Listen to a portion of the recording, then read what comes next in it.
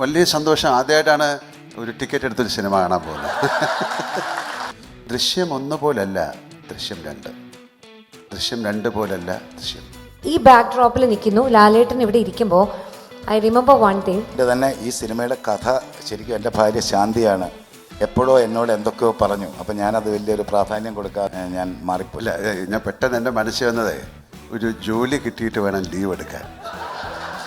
അല്ല, ഞാൻ ഇതുവരെ ഏത് സിനിമയും ഫസ്റ്റ് ഡേ ഫസ്റ്റ് ഷോ കണ്ടിട്ടില്ല. സോ ആദ്യമായിട്ട് എൻ്റെ സിനിമ ഫസ്റ്റ് ഡേ ഫസ്റ്റ് ഷോ കാണാൻ പോകുന്നുണ്ട്. എനിക്ക് വളരെ വളരെ എക്സൈറ്റിംഗ് ആയിട്ടുണ്ട്. ആ ജന്മദിനത്തിന് മോഹൻലാൽ നമുക്ക് തരുന്ന ഏറ്റവും വലിയ സമ്മാനമാണ് ദൃശ്യം 3. എല്ലാ അമ്മമാർക്കും മക്കൾ ഏറ്റവും പ്രിയപ്പെട്ടവരല്ലേ. ഇക്ക പറഞ്ഞതുപോലെ ഇക്ക എപ്പോഴും കുറച്ചൊക്കെ ജോർജ് കുട്ടിയുടെ സൈഡിൽ നിന്ന് ചിന്തിക്കുമായിരുന്നു. നമുക്ക് 4ഉം 5ഉം ഒക്കെ ചെയ്യണ്ടേ? അപ്പോൾ നമ്മൾ ജോർജ് കുട്ടി നല്ല മിടുക്കനായിരിക്കണ്ടേ? നമ്മുടെ വിദേശത്ത് പല ആക്ടേഴ്സും സൂയിസൈഡ് വരെ ചെയ്തിട്ടുണ്ടെന്നാണ് പറയുന്നത്. കാര്യം പിന്നെ ഇതൊരു സിനിമയാണ്, ഒരു മേക്ക് ബിലീഫാണ്. മിടുക്കനായിരിക്കുന്നതേ ഉള്ളൂ. ജോർജ് കുട്ടിയല്ല, മോഹൻലാലാണ് ഇരിക്കുന്നത്. ഈ ചോദ്യത്തോട് അങ്ങേക്ക് എന്താണ് ഉത്തരം പറയുക? അങ്ങേക്ക് അങ്ങനെ തോന്നിയിട്ടുണ്ടോ? ശരിക്കും പറഞ്ഞാൽ ക്രിമിനൽ മൈൻഡ് ഉള്ളവർക്ക് അത് ആ രീതിയിൽ ചിന്തിക്കാം. അതെ, അതാണ്. ഈ ഇപ്പം 100, 200, 300 കോടി ക്ലബ്ബൊക്കെ ആയിട്ടുണ്ട്. അപ്പം നമുക്ക് ഒരു 500 കോടി ക്ലബിലേക്ക് എത്താൻ പറ്റുമോ? അനിയൻ്റെ നാക്ക് പൊന്നായിരിക്കട്ടെ. എനിക്ക് ഇരുട്ടിനെ പേടിയാണെന്ന് നിങ്ങൾക്ക് എങ്ങനെ അറിയാം? എനിക്ക് ആരെയും പേടിയില്ല, നിങ്ങളെയൊക്കെ ഉള്ളു പേടി. നമ്മളെല്ലാവരും ഇന്ന് ഈ സായാഹ്നത്തിൽ ഇവിടെ കൂടിയിരിക്കുന്നത് ദൃശ്യം 3യുടെ ട്രെയിലർ ലോഞ്ചിനായിട്ടാണ്. ഇന്നത്തെ ഈ ചടങ്ങിൽ ഇവിടെ എത്തിച്ചേർന്ന ഏവരെയും സ്നേഹപൂർവ്വം സ്വാഗതം ചെയ്യുന്നു. ട്രെയിലർ കാണാനുള്ള ആകാംക്ഷയിലാണ് നമ്മളെല്ലാവരും എന്നെനിക്കറിയാം. അതിനു മുൻപായി ഈ സിനിമയിലൂടെ നമ്മൾ സ്നേഹിച്ച ചില കഥാപാത്രങ്ങളെ അവതരിപ്പിച്ച ചില കലാകാരന്മാർ നമ്മളോട് സംസാരിക്കുന്ന ഒരു സെഗ്മെൻ്റാണ് ആദ്യം തന്നെ വേദിയിലേക്ക് ക്ഷണിക്കുന്നത് എനിക്ക് വളരെ പ്രിയപ്പെട്ട ഒരു കലാകാരിയാണ്. ശാന്തിയെ കോടതിയിലും സിനിമയിലും അഭിഭാഷകയായി കാണാനുള്ള ഒരു ഭാഗ്യം എനിക്ക് തോന്നി ഈ ഒരു കൂട്ടത്തിൽ എനിക്ക് മാത്രമാണ് ലഭിച്ചിട്ടുള്ളതെന്ന്. ദൃശ്യം 2-ൽ നമ്മൾ വളരെയധികം ഇഷ്ടപ്പെട്ടൊരു പെർഫോമൻസാണ് ശാന്തിയെ ഏറെ സ്നേഹത്തോടെ ഞാൻ വേദിയിലേക്ക് ക്ഷണിക്കുന്നു. ശാന്തി 2013-ൽ ഈ സിനിമ റിലീസ് ചെയ്യുമ്പോൾ ശാന്തി ഓൾറെഡി റിയൽ ലൈഫിൽ ലോയറായി പ്രാക്ടീസൊക്കെ തുടങ്ങിയിരിക്കുന്ന സമയമായിരുന്നു. അന്ന് അത് കണ്ട് 2021-ൽ ഈ സിനിമയിലെ വളരെ പ്രധാനപ്പെട്ട ഒരു കഥാപാത്രത്തെ അവതരിപ്പിക്കുകയുണ്ടായി. ഒരു ലോയർ എന്ന നിലയിൽ ജോർജ് കുട്ടിയുടെ ഈ പ്രവർത്തികളെയൊക്കെ എങ്ങനെയാണ് നോക്കിക്കാണുന്നത്? മൈ ഗോഡ്, ആദ്യമായിട്ട് thank you so much Annapurna. ഞങ്ങൾ ലോ കോളേജിൽ ഒരുമിച്ച് ഞങ്ങൾ ഉണ്ടായിരുന്നു. പിന്നെ ഇവിടെ ഏറ്റവും പ്രസക്തമായിട്ട് ഞാനും അന്നപൂർണയും ഈ ബാക്ക് ഡ്രോപ്പിൽ നിൽക്കുന്നു ലാലേട്ടൻ ഇവിടെ ഇരിക്കുമ്പോൾ ഐ റിമെമ്പർ വൺ തിങ്. ഞങ്ങൾ ലാലേട്ടൻ്റെ ഫ്ലെക്സ് വെച്ചിട്ട് ഞാനും അന്നപൂർണയും ലോ അക്കാഡമിയിൽ ഡാൻസ് ചെയ്തിട്ടുണ്ട്. അപ്പം ഞങ്ങൾ പെട്ടെന്ന് ഇത് കണ്ടപ്പോൾ തന്നെ പറയായിരുന്നു ഇത് റീക്രിയേറ്റ് ചെയ്താലോ എന്ന് ചോദിക്കുകയായിരുന്നു. So I'm so happy, I'm grateful. നല്ല ഇൻട്രോയ്ക്ക്. ഇനി മെയ് 21-ന് പ്രേക്ഷകർ ഏറ്റവും സ്നേഹിക്കുന്ന, മലയാള സിനിമയിൽ ഇത്രത്തോളം സ്നേഹിച്ചൊരു സിനിമയോ കഥാപാത്രങ്ങളോ ഉണ്ടെന്ന് എനിക്ക് തോന്നുന്നില്ല. അത്രയും പ്രിയപ്പെട്ട ഫ്രാഞ്ചൈസി ദൃശ്യം 3 വീണ്ടും വരുന്നു. ബുക്കിംഗ്സൊക്കെ ഓപ്പണാണ്. എല്ലാവരെയും പോലെ ഞങ്ങളെല്ലാം എക്സൈറ്റഡും ഭയങ്കര ഒരു ത്രിൽഡ് ഗ്രേറ്റ്ഫുൾ ആയിട്ടുള്ളൊരവസ്ഥയിലാണ്. ഇനി ഒരു റിയൽ ലൈഫ് ലോയറായിട്ട് നിൽക്കുന്നു. 2013-ലൊക്കെ ഞാൻ ലോയറാണ്. അത് കഴിഞ്ഞ് ദൃശ്യം 2-ൽ വരുമ്പോൾ ഞാൻ ഹൈക്കോർട്ടിൽ പ്രാക്ടീസ് ചെയ്യുന്ന സമയത്താണ് ജീത്തു സാർ എന്നെ ദൃശ്യം 2-ലേക്ക് ആദ്യമായിട്ട് അങ്ങനെ ഒരു അവസരം തരുന്നത്. Thank you so much. അപ്പോൾ അവിടുന്ന് 2013-ൽ കാണുമ്പോൾ സ്വപ്നത്തിൽ പോലും വിചാരിക്കാത്തൊരു ക്യാരക്ടറാണ് ജോർജ് കുട്ടിയുടെ വക്കീലായിട്ട് വരും എന്നുള്ളത്. അവിടുന്ന് ആ ക്യാരക്ടർ ഇവോൾവ് ചെയ്തിപ്പം ദൃശ്യം 3-ൽ വന്നിരിക്കുകയാണ്.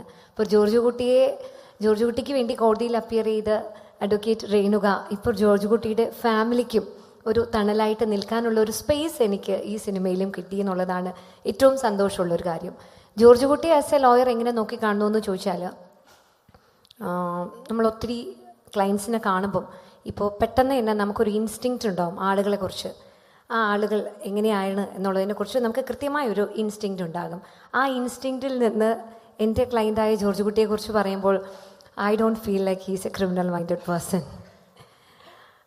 ഡെഫിനറ്റ്ലി എനിക്ക് പറയാൻ പറ്റില്ല. കാരണം എല്ലാവരെയും പോലെ നമ്മളെല്ലാവരെയും പോലെ ഒരു ഓർഡിനറി പേഴ്സൺ ആയിരുന്ന ഒരാൾ അത്രയും പ്രഷറുള്ള ഒരു സിറ്റുവേഷൻസിൽ ഒരു എക്സ്ട്രാ ഓർഡിനറി സർക്കംസ്റ്റാൻസസിലൂടെ കടന്നു പോയിട്ടുണ്ടായ കാര്യങ്ങളാണ് നിങ്ങൾക്ക് എല്ലാവർക്കും അറിയുന്ന പോലെ. പിന്നെ വളരെ പ്രൊട്ടക്റ്റീവായിട്ടുള്ളൊരു ഫാമിലി മാനായിട്ട് നിൽക്കുന്നു. നമ്മുടെ കോടതിയിലും നിയമവ്യവസ്ഥയിലൊക്കെ ഉള്ളതുപോലെ പ്രൈവറ്റ് ഡിഫെൻസ്, സെൽഫ് പ്രിസർവേഷൻ, അല്ലെങ്കിൽ ഒരു നെസസിറ്റി, ഹ്യൂമൻ ഇൻസ്റ്റിങ്ക്റ്റ്, ഇതെല്ലാം കൂടെ കൂട്ടി വായിക്കുമ്പോൾ നിയമം കണ്ട് അല്ലെങ്കിൽ നിയമത്തിൽ കോൺസെപ്റ്റിൽ കൂടെ സഞ്ചരിക്കുന്ന ഒരു വ്യക്തി തന്നെയാണ്. അതിനർത്ഥം ഇല്ലീഗലായിട്ട് ചെയ്യുന്നു അങ്ങനെയൊന്നുമല്ല. നമ്മളെല്ലാവരും ഒരു സിറ്റുവേഷനിൽ സാധാരണക്കാർ ചെയ്യുന്നതാണ് അദ്ദേഹവും ചെയ്തത്. അതിലൂടെ പോകുന്ന ഒരു ജേണിയാണ്. അതുകൊണ്ട് ജോർജ് കുട്ടി എനിക്കെന്നും പ്രിയപ്പെട്ടതാണ്. ഈ സിനിമ ദൃശ്യം എന്ന് പറഞ്ഞാൽ ഒരച്ഛൻ്റെ മാത്രം കഥയല്ല. നമ്മളെല്ലാവരും ഒരച്ഛൻ്റെ പക്ഷം ചേർന്നിട്ടുണ്ടെങ്കിലും ദൃശ്യം സിനിമ മറ്റൊരച്ഛൻ്റെ പെയിൻ കൂടി കാണിക്കുന്നുണ്ട്. പ്രഭാകർ, മകനെ ഒരുപാട് സ്നേഹിച്ച, മകനെ എന്ത് സംഭവിച്ചു എന്ന് മനസ്സിലാക്കാതെ പോയ, ഒരുപാട് വിഷമങ്ങളിലൂടെ കടന്നു പോയ ഒരച്ഛൻ പ്രഭാകർ നമ്മളോടൊപ്പമുണ്ട്. നമുക്ക് എല്ലാവർക്കും പ്രിയപ്പെട്ട ശ്രീ സിദ്ദിഖ് സാർ. സഹർഷം. ഞാനും ഒരു പരിധിവരെ ആ അച്ഛൻ്റെ കൂടെ തന്നെയാണ്. കാരണം ദൃശ്യം 1 നിങ്ങൾ കണ്ടിട്ടുണ്ടാവും. പ്രഭാകരനറിയാം സ്വന്തം മകൻ്റെ കുഴപ്പങ്ങൾ എന്തൊക്കെയായിരുന്നു എന്നുള്ളത്. അപ്പോൾ അതുകൊണ്ട് ജോർജ് കുട്ടി ചെയ്തത് വലിയൊരു അപരാധമാണെന്ന് ഉള്ളിലറിയാമെങ്കിലും കുറച്ചൊരു ചായ്വ് ആ ഭാഗത്തേക്കുണ്ട്. ദൃശ്യം 2 നമ്മൾ കണ്ടു. മകൻ്റെ ഒരു ബോഡി റിമൈൻസ് ചോദിച്ചുകൊണ്ട് ജോർജ് കുട്ടിയോട് വന്ന് അപേക്ഷിക്കുന്ന ഒരു പ്രഭാകരനെയും നിങ്ങൾ കണ്ടു. ദൃശ്യം 3 എന്താണെന്നുള്ളത് പറയാനും പറ്റില്ല. കഥാപാത്രത്തെപ്പറ്റി ഒന്നും വലിയൊരു ബുദ്ധിമുട്ടിലാണ് ഞങ്ങൾ. സിനിമയെപ്പറ്റി മാത്രമേ സംസാരിക്കാൻ പാടുള്ളൂ എന്ന് പറയും, സിനിമയെപ്പറ്റി ഒന്നും സംസാരിക്കാൻ പറ്റുകയില്ല. അപ്പോൾ 3-ാം തീയതി വരെ 21-ാം തീയതി വരെ നമുക്കൊന്ന് വെയിറ്റ് ചെയ്തേ പറ്റുള്ളൂ. അപ്പോൾ അറിയാം പ്രഭാകരൻ്റെയും ഗീതാ പ്രഭാകരൻ്റെയൊക്കെ ഇപ്പോഴത്തെ ബുദ്ധിമുട്ട് എന്താണ്, പ്രയാസം എന്താ. ഓഫ് കോഴ്സ് മകൻ നഷ്ടപ്പെട്ട വേദനയുണ്ട്. ഇനിയും എന്ത് കാര്യത്തിന് വേണ്ടിയിട്ടാണ് അവർ ജോർജ് കുട്ടിയെ അപ്രോച്ച് ചെയ്യുന്നതെന്ന് നമുക്ക് നോക്കാം. എന്തായാലും 2 സന്തോഷമാണ് മെയ് 21-ാം തീയതി. ഒന്ന്, നമ്മുടെ പ്രിയങ്കരനായ മോഹൻലാലിൻ്റെ ജന്മദിനമാണ്. ആ ജന്മദിനത്തിന് മോഹൻലാൽ നമുക്ക് തരുന്ന ഏറ്റവും വലിയ സമ്മാനമാണ് ദൃശ്യം 3.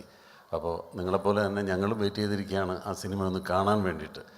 സിനിമ ഒരു വൻ വിജയമാവട്ടെ എന്ന് കേരളത്തിലെ എല്ലാ പ്രേക്ഷകരെയും പോലെ ഞാനും ഹൃദയം നിറഞ്ഞ് പ്രാർത്ഥിക്കുന്നു. എല്ലാവർക്കും നന്ദി. ലാലേട്ടൻ്റെ എതിരെ നിൽക്കുന്നവരൊക്കെ നല്ലവരാണെങ്കിലും മോശ ആൾക്കാരാണെങ്കിലും നമുക്ക് വില്ലന്മാരാണ്. അപ്പോൾ ലാലേട്ടൻ്റെ എതിരെ നമ്മളെപ്പോഴും പ്രതീക്ഷിക്കുന്നത് പുരുഷ കഥാപാത്രങ്ങളെയാണ്. പക്ഷേ ദൃശ്യം സിനിമ 13 കൊല്ലങ്ങൾക്ക് മുമ്പ് വന്നപ്പോൾ വളരെ ശക്തമായ ഒരു സ്ത്രീ കഥാപാത്രമാണ് ലാലേട്ടനെതിരായിട്ട് ഉള്ള ഒരു സംഘത്തെ നയിച്ചത്. IG ഗീതാ പ്രഭാകർ. പ്രിയപ്പെട്ട ആശാ ശരത് നമ്മളോടൊപ്പമുണ്ട്. ഏറെ സ്നേഹപൂർവ്വം ക്ഷണിക്കുന്നു. നല്ലൊരു കൈഡിയാവാം അല്ലേ?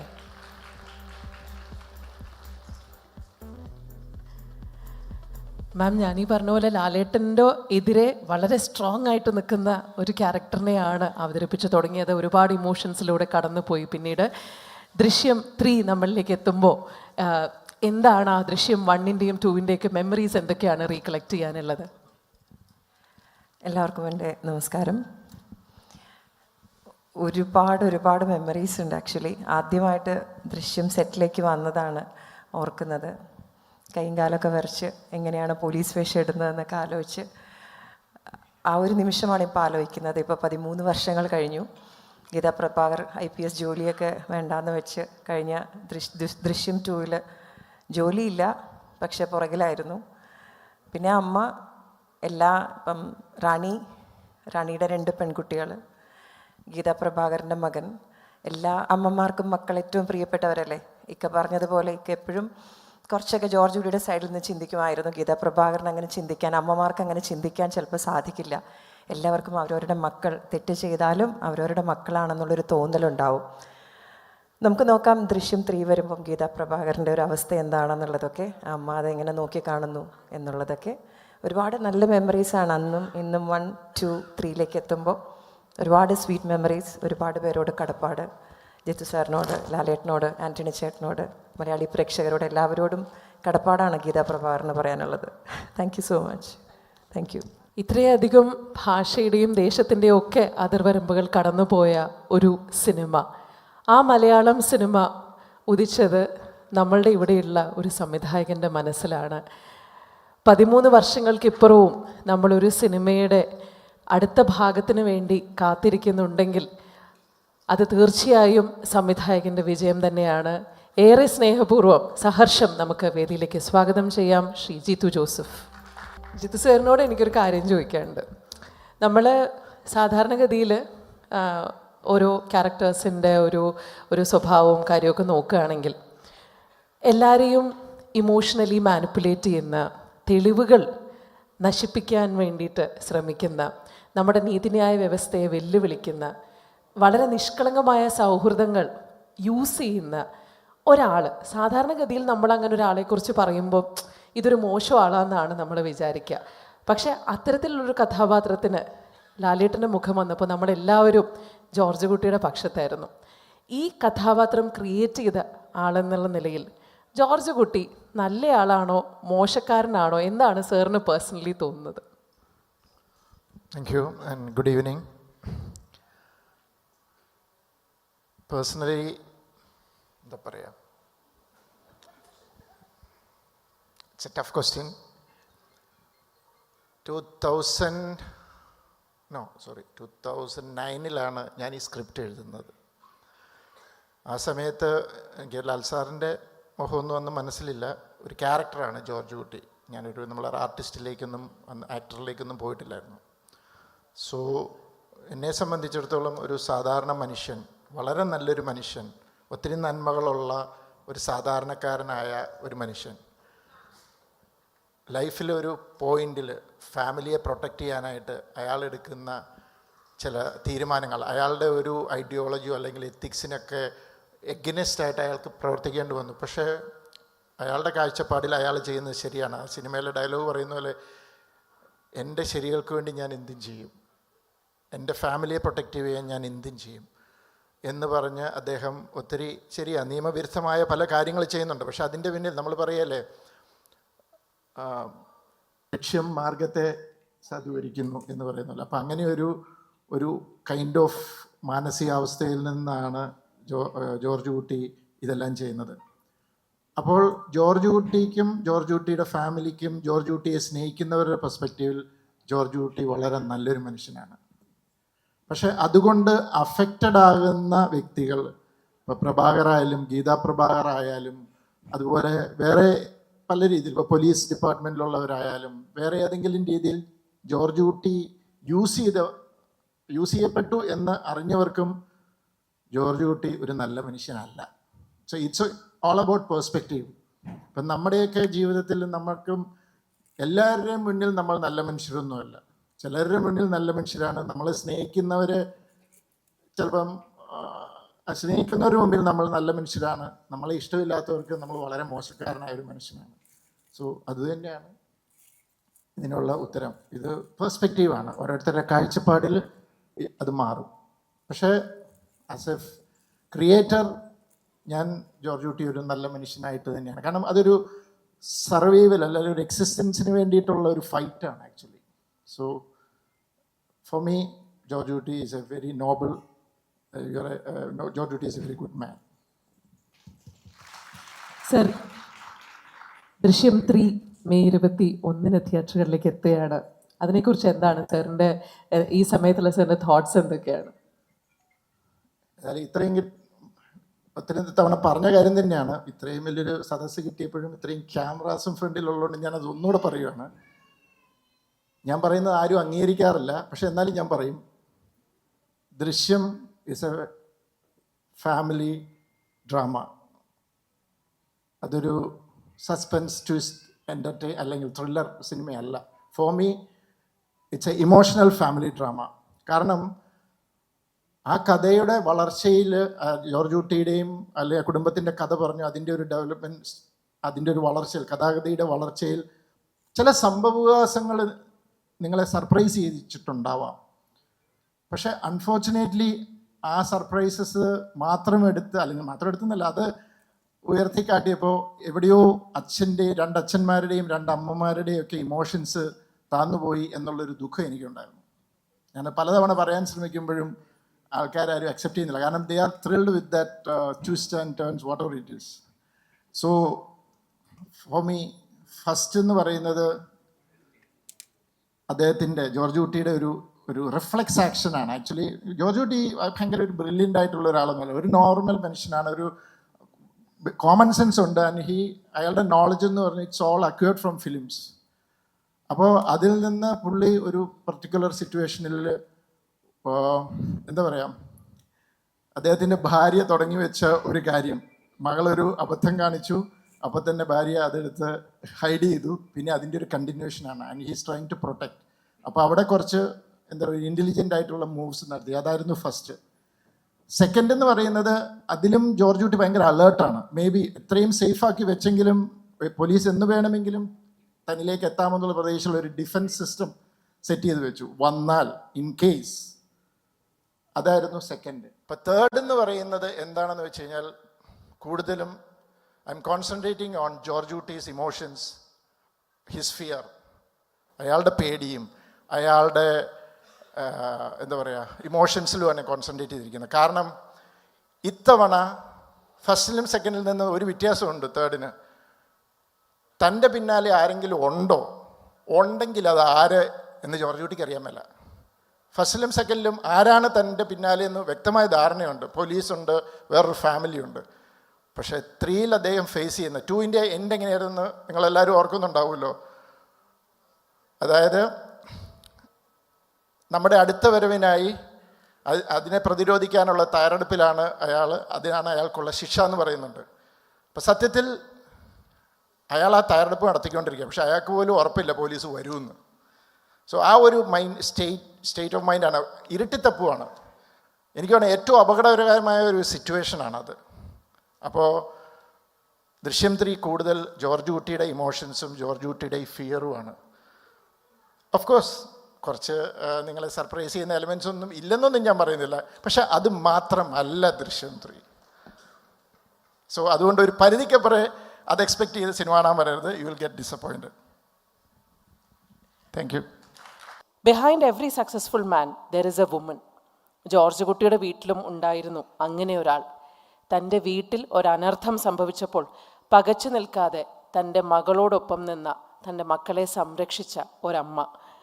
ഗൃഹനാഥൻ്റെ അഭാവത്തിൽ പതറിപ്പോകാതെ തൻ്റെ കുടുംബത്തിന് വേണ്ടി ധൈര്യം സംഭരിച്ച് തൻ്റെ ഭർത്താവിനെ പോലും ഞെട്ടിച്ച ഒരു വീട്ടമ്മ. പിന്നീട് അതേ ഭർത്താവ് തന്നോട് രഹസ്യങ്ങൾ മറച്ചപ്പോഴും തൻ്റെ കുടുംബത്തിൻ്റെ സുരക്ഷയ്ക്ക് വേണ്ടിയാണെന്ന് മനസ്സിലാക്കി തൻ്റെ അങ്കലാപ്പുകളെല്ലാം വർഷങ്ങളായി ഉള്ളിലൊതുക്കിയ ഒരമ്മ, റാണി. ഒരായുസ്സിൽ ഒരു മനുഷ്യൻ നേരിടേണ്ടതിലും കൂടുതൽ അഞ്ജു തൻ്റെ 17ാം വയസ്സിൽ തരണം ചെയ്തു. തൻ്റെ അമ്മയെ രക്ഷിക്കാൻ ഒരു 17 വയസ്സുകാരിയുടെ തത്രപ്പാടിലുണ്ടായ ഒരു പിഴവ്, അതിൻ്റെ പേരിൽ ആ കുടുംബം ഒരുപാട് അനുഭവിച്ചുവെങ്കിലും ഒരു വട്ടം പോലും അവളെ തള്ളിപ്പറയാതെ, മറിച്ച് അവളെ ചേർത്ത് നിർത്തി അവളുടെ സംഘർഷങ്ങളിലും കുറ്റബോധത്തിലും അവളുടെ കൂടെ നിന്ന കുടുംബത്തിന് വേണ്ടി ദൈനംദിനം തൻ്റെ മനസ്സിലെ ഭീതികളെ മല്ലിട്ട് മുന്നേറുന്ന ജോർജ് കുട്ടിയുടെ മകൾ അഞ്ജു. ദൃശ്യത്തിൽ നിസ്സഹായയായി വീടിൻ്റെ ജനാലയിലൂടെ അമ്മയും ചേച്ചിയും നോക്കി നിന്ന ജോർജ് കുട്ടിയുടെ ഇളയ മകൾ അനു. അത്രയും ചെറുപ്പത്തിൽ തന്നെ അങ്ങനെ ഒരു കുറ്റകൃത്യത്തിൻ്റെ സാക്ഷിയാവുകയും പിന്നീട് പലപ്പോഴായി തൻ്റെ കുടുംബത്തിൻ്റെ സുരക്ഷയ്ക്ക് വേണ്ടി കള്ളം പറയുകയും ഒടുവിൽ സഹദേവൻ എന്ന പോലീസുകാരൻ്റെ മർദ്ദനത്തിൽ തകർന്നു പോകുന്ന ഒരു കഥാപാത്രം. സാഹചര്യങ്ങളുടെ സംഘർഷം മൂലം കളങ്കപ്പെട്ട നിഷ്കളങ്കമായിരുന്നു ജോർജ് കുട്ടിയുടെ ഇളയ മകൾ. പിന്നീട് 2ാം ഭാഗത്തിൽ ഒരു ഇളയ കുട്ടിയുടെ ശാഠ്യങ്ങളെല്ലാം മാറ്റിവെച്ച് തൻ്റെ ചേച്ചിക്ക് വേണ്ടി ഒരു താങ്ങായി, ഒരു കുടുംബത്തിലെ മുതിർന്ന അംഗമായി മാറിയ അനു. ഈ ഒരു കുടുംബം നമ്മളോടൊപ്പം ഈ സായാഹ്നത്തിലുണ്ട്. ഏറെ സ്നേഹത്തോടെ നിങ്ങൾക്കായി ഒരിക്കൽ കൂടി അവതരിപ്പിക്കുകയാണ് ജോർജ് കുട്ടിയെയും കുടുംബത്തെയും. നമുക്ക് അവരെ സ്നേഹത്തോടെ സ്വാഗതം ചെയ്യാം. ജോർജ് കുട്ടിയോടാണ് എൻ്റെ ചോദ്യം. ആദ്യത്തെ ചോദ്യം നേരത്തെ പറയുകയുണ്ടായി, ജിത്തു സാർ പറയുകയുണ്ടായി ഫിയർ, ജോർജ് കുട്ടിയുടെ ഇമോഷൻസിനെയൊക്കെ കുറിച്ചാണെന്ന്. ശരിക്കും പറഞ്ഞാൽ ആരും പ്രതീക്ഷിക്കാത്തപ്പോൾ പോലും ജോർജ് കുട്ടി ഒരുപാട് ഭയങ്ങളുള്ളിൽ കാത്തു സൂക്ഷിച്ച് അതിനുവേണ്ട മുന്നൊരുക്കങ്ങളൊക്കെ നടത്തുമായിരുന്നു. ഇപ്പോൾ 3ാം ഭാഗത്തിലേക്ക് എത്തുമ്പോൾ ജോർജ് കുട്ടിയുടെ ഏറ്റവും വലിയ ഫിയർ എന്താണ്? Good evening. എല്ലാവർക്കും മനോഹരമായ ഒരു സായനം നേരുന്നു.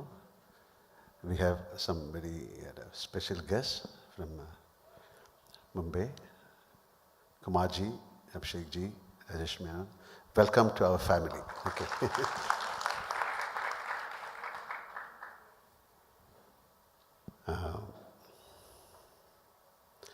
ജോർജ് കുട്ടി എന്ത് പറയുന്നുള്ളതാണോ അതോ ജോർജ് കുട്ടിയുടെ ഏറ്റവും വലിയ ഫിയർ എന്ന്? ജോർജ് കുട്ടിയോടാണ് ചോദ്യം. ലാൽ സാറിനെ ഞങ്ങൾ കുറച്ച് കഴിഞ്ഞ ഓഡിയൻസിന് പ്രസന്റ് ചെയ്യാനിരിക്കുകയാണ്. ഇപ്പോൾ നിൽക്കുന്നത് ജോർജ് കുട്ടിയാണ്.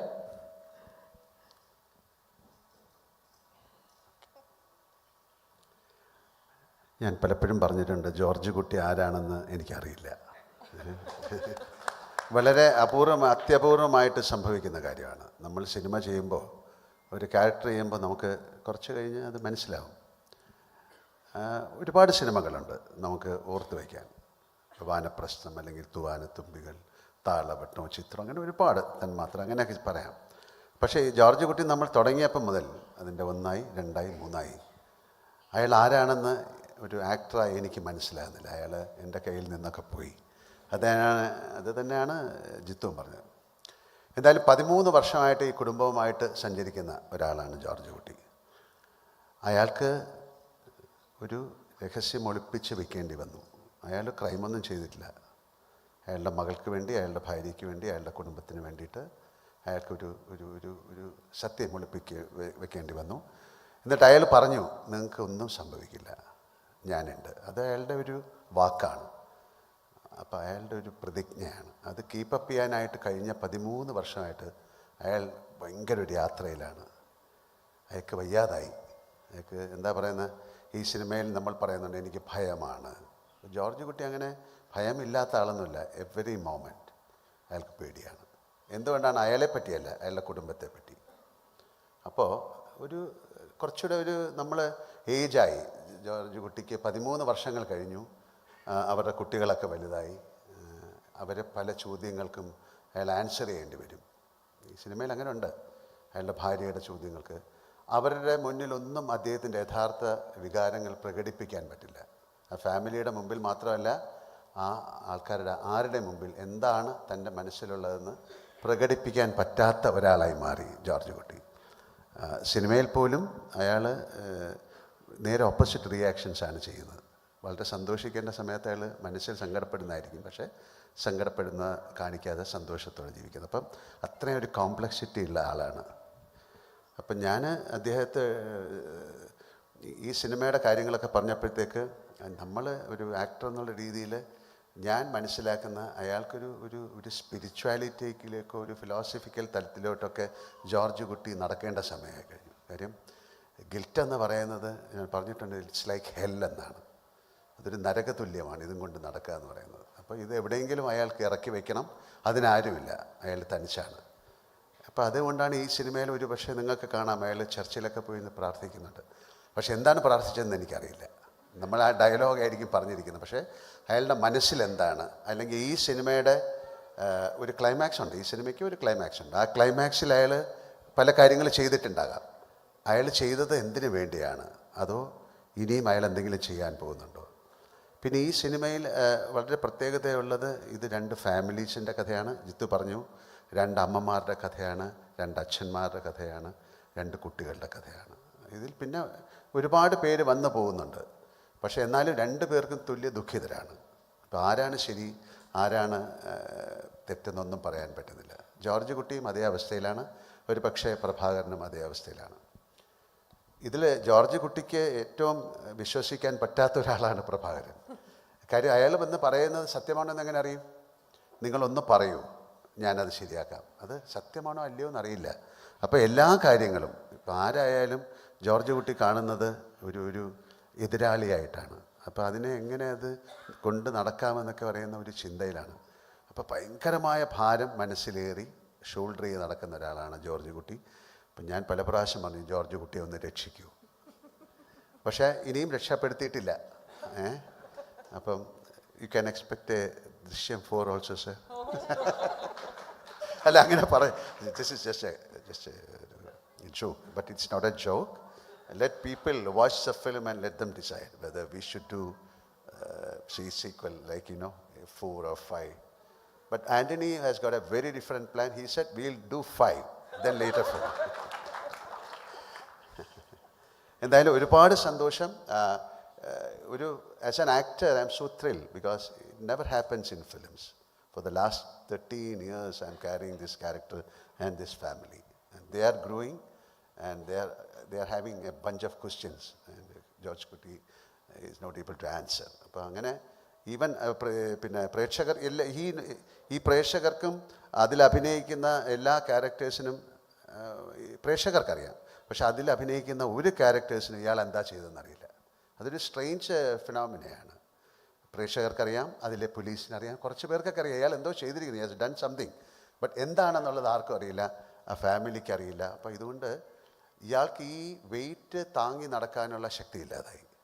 അപ്പോൾ അതുകൊണ്ടാണ് ഈ സിനിമയിൽ പറയുന്നത്, ഇത് എനിക്ക് ഒരാളല്ല, ഒരുപാട് എതിരാളികളുണ്ട്, എനിക്ക് ഭയമാണ്. അങ്ങനെ ഒരു സിനിമയിലെ ഹീറോ എനിക്ക് പേടിയാണെന്ന് പറയാൻ ഒരിക്കലും, അങ്ങനെ ഒരു കഥാപാത്രത്തെ ഉണ്ടാക്കാൻ വളരെ പ്രയാസമാണ്. പക്ഷേ അയാൾ സത്യമാണ് പറഞ്ഞത്. നിങ്ങൾ നേരത്തെ ചോദിച്ചു ജോർജ് കുട്ടി നല്ല മനുഷ്യനാണെന്ന്. അയാൾ നല്ല മനുഷ്യനാണ്. അയാൾ നല്ല മനുഷ്യനാണെന്ന് പറഞ്ഞാൽ ഭയങ്കര സ്വാർത്ഥതയുള്ള മനുഷ്യനാണ്. എന്തിനാണ്? അയാൾക്ക് വേണ്ടിയല്ല, അയാളുടെ കുടുംബത്തോട്. അപ്പോൾ ആ കുടുംബത്തെ രക്ഷിക്കാൻ ജോർജ് കുട്ടിയെ കണ്ടോ, ഞാനൊന്ന് ഇടറിപ്പോയി. ഈ കുടുംബത്തെ രക്ഷിക്കാൻ ജോർജ് കുട്ടി ഏതറ്റവും വരെയും പോകും. ദാറ്റ് ഈസ് ജോർജ് കുട്ടി.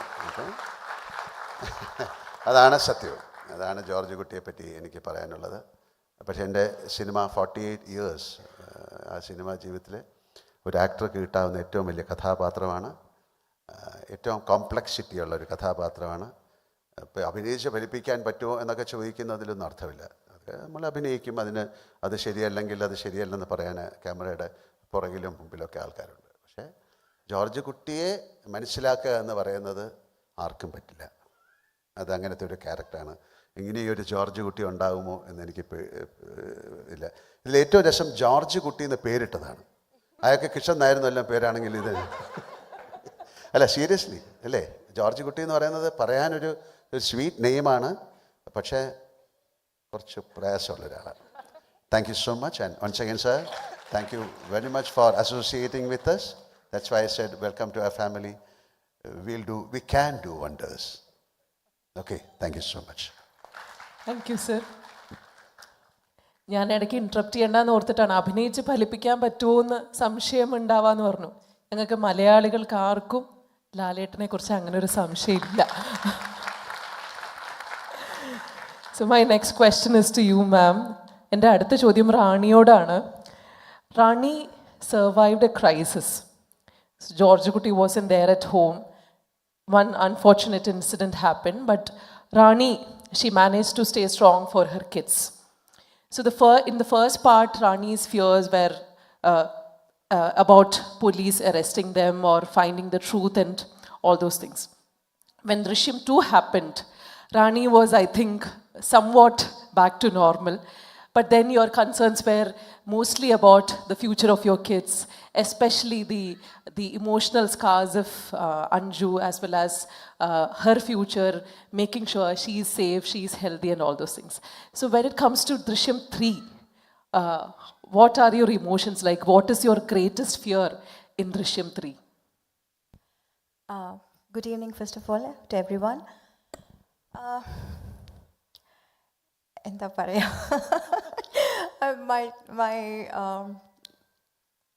I can't really reveal anything. പക്ഷേ all I would like to say is this is as an actor, ലാലേട്ടൻ പറഞ്ഞതുപോലെ this is completely a very very different experience for me. കുറേ സിനിമകൾ ചെയ്തിട്ടും that character will not stay this long, you know. Maybe a year or two, but then 13 years and it's still continuing, that Rani character. And every time I go back to that character, to that set, it's like a reunion. Because I really love that character Rani, so bubbly and so innocent and very sweet. But at the same time, family in the varumbo, family ki endengilum oru apagadana varumbo, she is like completely a different person, completely very overprotective and very reflex actions angane kudiyulla oru character aanu. And Drishyam 3 le Jitu പറഞ്ഞതുപോലെ this is between the two families. രണ്ട് അച്ഛന്മാരുടെ രണ്ട് അമ്മമാരുടെ രണ്ട് ഫാമിലിയുടെ ഒരു emotion play ആണ് Drishyam 3. And it's always a pleasure to come back as Rani and still win hearts and still you know, no matter what we do, അത് പ്രേക്ഷക ചെയ്തത് തെറ്റാണ്, പക്ഷേ അതൊരു ആക്സിഡൻ്റൽ ഇതല്ലേ, it's nothing. So and still having the support of the whole Kerala, the audience is something really, really beautiful. And thank you all. Thank you so much for all the love and support, and hope it continues forever. Thank you so much. Anju സത്യം പറഞ്ഞാൽ വളരെ നോർമലായിട്ടുള്ള ഒരു teenager, നോർമലായിട്ടുള്ള ഒരു ജീവിതം നയിക്കുന്ന ഒരു ടീനേജർ. സെക്കൻഡ് ഹാഫിലേക്ക് എത്തിയപ്പോൾ നമുക്കൊക്കെ അങ്ങ് സങ്കടം തോന്നി, ഒരുപാട് വേദനകൾ ഉള്ളിൽ വന്നു. എങ്ങനെയാണ് അത് മനസ്സിനെയും ജീവിതത്തിനെയൊക്കെ പിടിച്ചൊലച്ചതെന്ന്. ദൃശ്യം 3യിലേക്ക് വരുമ്പോൾ എന്താണ് അഞ്ജുവിൻ്റെ ഒരു സ്റ്റേറ്റ് ഓഫ് മൈൻഡ്? ദൃശ്യം 1-ൽ തന്നെയാണെന്ന്. സോറി, എല്ലാവർക്കും നമസ്കാരം. ഞാൻ പെട്ടെന്ന് ക്യാരക്ടറിനെ പറ്റി ചോദിച്ചപ്പോൾ ഭയങ്കര എക്സൈറ്റഡ് ആയി പോയതാണ്. ദൃശ്യം 1-ൽ അഞ്ജുവിൻ്റെ ക്യാരക്ടർ വളരെ ഈ പറഞ്ഞതുപോലെ വളരെ നോർമലായിട്ടുള്ള കുട്ടിയാണ്. ഈ ഇന്നത്തെ കാലത്തെ പോലെയുള്ള സോഷ്യൽ മീഡിയ ഒന്നും എത്തിപ്പെട്ടിട്ടില്ല. ആ കുട്ടി ഒരുപാട് സോഷ്യലി അങ്ങനെ എല്ലാവരും അറിയുന്നതോ അല്ലെങ്കിൽ സോഷ്യൽ മീഡിയ യൂസ് ചെയ്തിട്ടോ അങ്ങനെയുള്ള ഈ പുതിയ ടെക്നോളജി കാര്യങ്ങളൊന്നും അറിയാത്ത ഗ്രാമാന്തരീക്ഷത്തിൽ വളർന്നിട്ടുള്ള വളരെ ഇന്നസെൻസ് ഉള്ളൊരു കുട്ടിയാണ്. ഒരു മലയോര പ്രദേശത്ത് താമസിക്കുന്ന ഒരു കുട്ടി, പക്ഷേ ഭയങ്കര ഒബീഡിയൻ്റ് ആയിട്ടുള്ളൊരു കുട്ടിയാണ്. ആ കുട്ടി ചെയ്തതൊരു വലിയ ക്രൈമാണെന്ന് തിരിച്ചറിയുന്ന പ്രായത്തിൽ തന്നെയാണ് ഈ ക്രൈം ചെയ്തു പോയത്. അതുകൊണ്ട് തന്നെ അതൊരു ഭയങ്കര ട്രോമയായിട്ട് മനസ്സിൽ കിടപ്പുണ്ട്. അത് ദൃശ്യം 2ലേക്ക് എത്തിക്കഴിഞ്ഞപ്പോഴും ആ ട്രോമ അകത്തുണ്ട്. പക്ഷേ ഇത്രയും സപ്പോർട്ടീവായിട്ടൊരു അച്ഛൻ, അമ്മ, അനിയത്തി, അത് ആ കുട്ടിയുടെ വേൾഡ് എന്ന് പറയുന്നത് ഇവരാണ്, ഈ ഒരു ഫാമിലിയാണ്. അപ്പോൾ അവരെ ചുറ്റിപ്പറ്റിയാണ് ആ കുട്ടിയുടെ ജീവിതവും. അപ്പോൾ അവൾക്ക് എപ്പോഴും ഉള്ളിൻ്റെ ഉള്ളിൽ അവൾ ചെയ്തതൊരു തെറ്റാണ്. ഒരു കൊലപാതകം ചെയ്യാന്ന് പറഞ്ഞു കഴിഞ്ഞാൽ വലിയൊരു തെറ്റായിട്ടത് മനസ്സിലുണ്ട്. ആക്സിഡൻ്റ് ആണെങ്കിൽ പോലും അത് ചെയ്യാൻ പാടില്ലായിരുന്നു എന്നുള്ളൊരു ചിന്ത അവളുടെ മനസ്സിലുണ്ട്. ആ തെറ്റ്, അതിൻ്റെ വേദന എല്ലാം ഉണ്ട്. ഇനി ഫ്യൂച്ചർ എന്തായിരിക്കും എന്നുള്ളൊരു ഭയമുണ്ട്. ഇതിലെല്ലാം ഉപരി ഈ അച്ഛനും അമ്മയും അനിയത്തിയും ഇത്രയും സ്നേഹിച്ച് ഇത്രയും പ്രൊട്ടക്റ്റ് ചെയ്യുമ്പോൾ ഒരു വിഷമമുണ്ട്. അവൾക്ക് വേണ്ടിയാണല്ലോ ഇവരെല്ലാം ഇത്രയും ത്യാഗം സഹിക്കുന്നതെന്ന്. എസ്പെഷ്യലി അച്ഛൻ കുറച്ചും കൂടെ ഓവർ കൺസേൺ ആണ്. മകൾക്ക് എന്തെങ്കിലും പറ്റുമോ, മകൾക്ക് വേണ്ടിയിട്ട് മാത്രം എന്ന് പറഞ്ഞിട്ട് മുന്നോട്ട് ജീവിച്ചുകൊണ്ടിരിക്കുകയാണ്.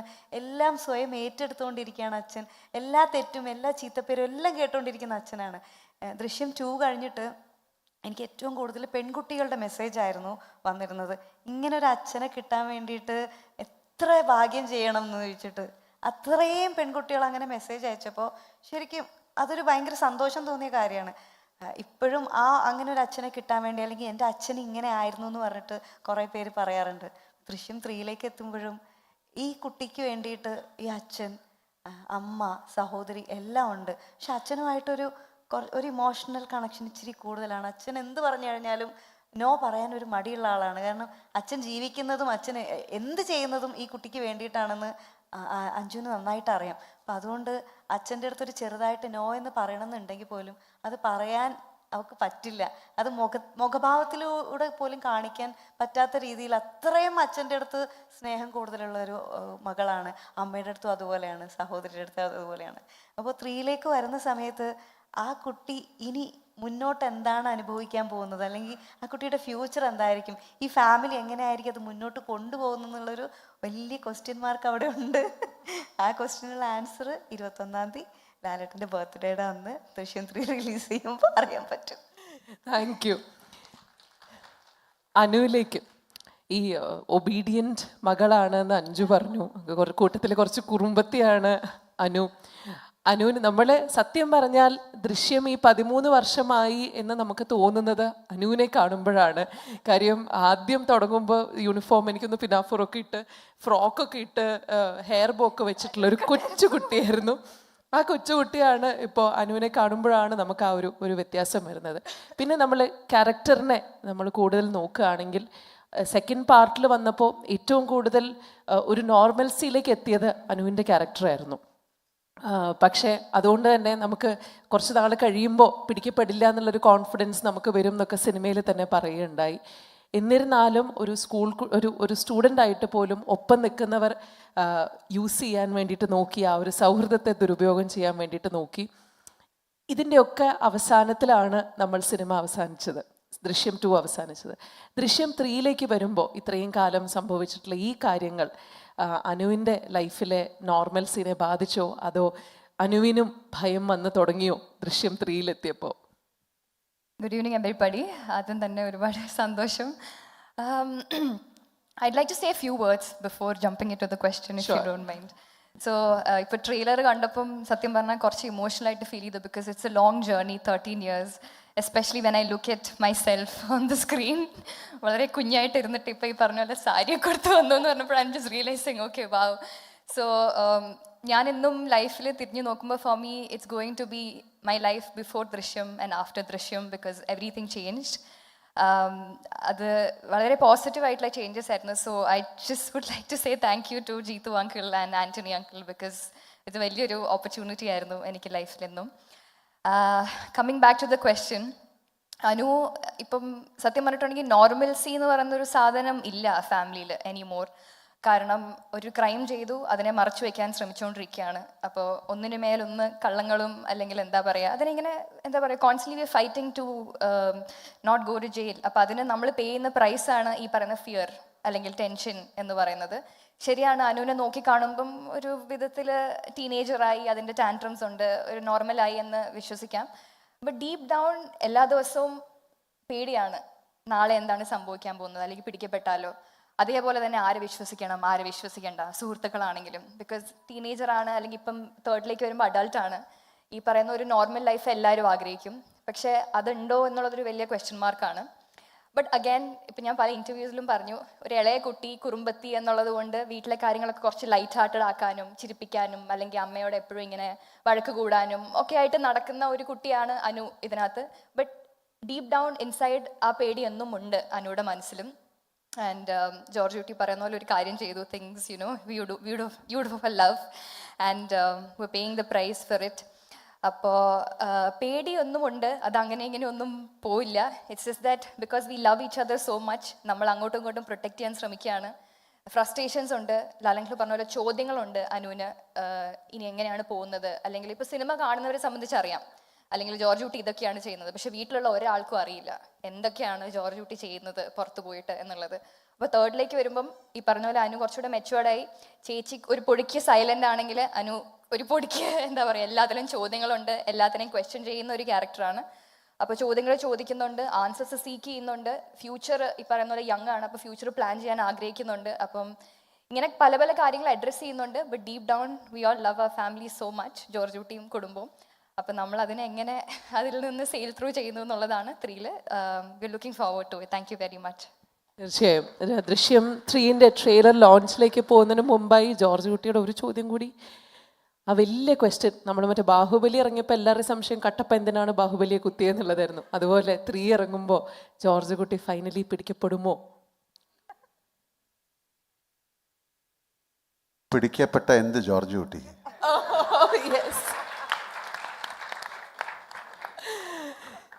ഡെഫിനറ്റ്ലി. അപ്പോൾ ഇനി ഇന്നത്തെ ഈ ഒരു സായാഹ്നത്തിൽ ട്രെയിലർ ലോഞ്ച്, അതിന് ഒരുപാട് അർത്ഥമുണ്ട്.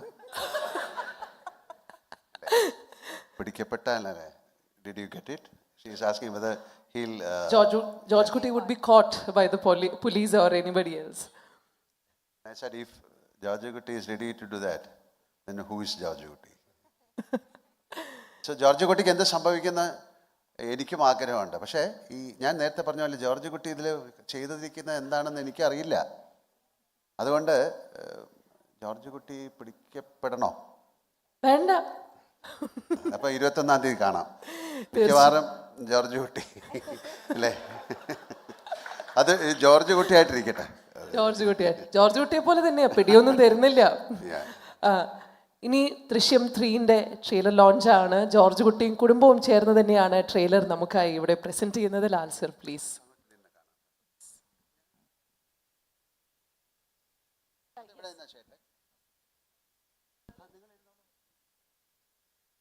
Thank you.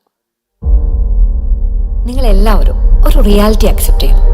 പോലീസിനും ഈ സൊസൈറ്റിയിൽ മെയ് 21-നായിട്ട് നമ്മളെല്ലാവരും ആകാംക്ഷയോടെ കാത്തിരിക്കുകയാണ്. ഏതൊരു കഥയും ഒരു സിനിമയായിട്ട് നമ്മളിലേക്ക് എത്തണമെങ്കിൽ ആ കഥയിൽ വിശ്വസിച്ച് അതിന് വേണ്ട എല്ലാ പിന്തുണയും നൽകാൻ ഒരു പ്രൊഡ്യൂസർ ഉണ്ടാകണം.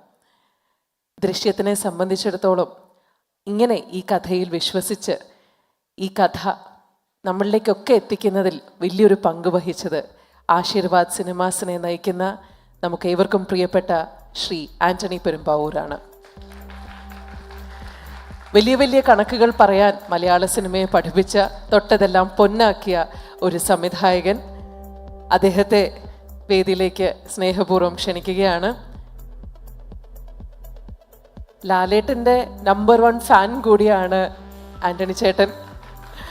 അതുകൊണ്ട് ആൻ്റണി ചേട്ടനോടൊപ്പം ലാലേട്ടനും കൂടി ഇങ്ങോട്ട് വരണം എന്ന് റിക്വസ്റ്റ് ചെയ്യുകയാണ്.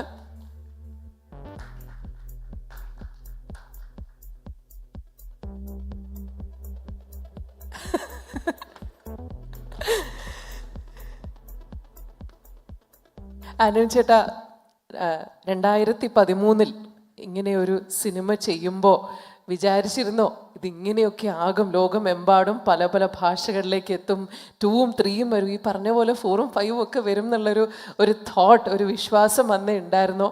പിന്നെ അത് മാത്രമല്ല, നമ്മൾ എപ്പോഴും ലാലേട്ടനെ നമ്മൾ കാണാൻ കുറേ കൂടി ആക്ഷൻ, ഇത് ഫൈറ്റ് സീക്വൻസ് ഇതൊക്കെയാണ് വിചാരിക്കുക. ഇതൊരു 4ാം ക്ലാസ്സുകാരൻ ഗ്രാമീണൻ്റെ കഥയിൽ എങ്ങനെയാണ് ആ ഒരു വിശ്വാസം തോന്നിയത്? നമസ്കാരം. അതിയായ സന്തോഷം മോഹൻലാൽ സാർ. കാര്യം ആശീർവാദ് സിനിമാസ് നിർമ്മാണം തുടങ്ങിയിട്ട് കഴിഞ്ഞ 27 വർഷങ്ങൾ കഴിഞ്ഞു.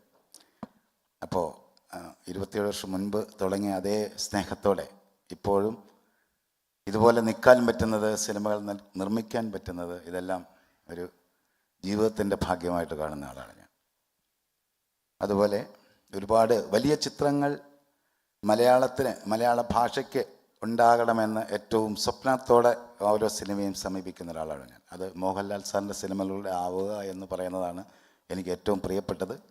അതിനുവേണ്ടി തുടങ്ങിയ സമയം മുതൽ 27 വർഷം മുൻപ് മുതൽ എൻ്റെ ലാൽ സാറിനോട് ചേർന്ന് നിന്ന് ഞാൻ അതിന് പ്രയത്നിക്കുന്ന ഒരാളാണ്. അപ്പോൾ ചില ഭാഗ്യങ്ങൾ കൂടെ ചേർന്ന് വരുന്നതിന് തുല്യമായിട്ടാണ് ജിത്തു ജോസഫുമായിട്ട് എൻ്റെ സൗഹൃദത്തിനെ ഞാൻ കാണുന്നത്.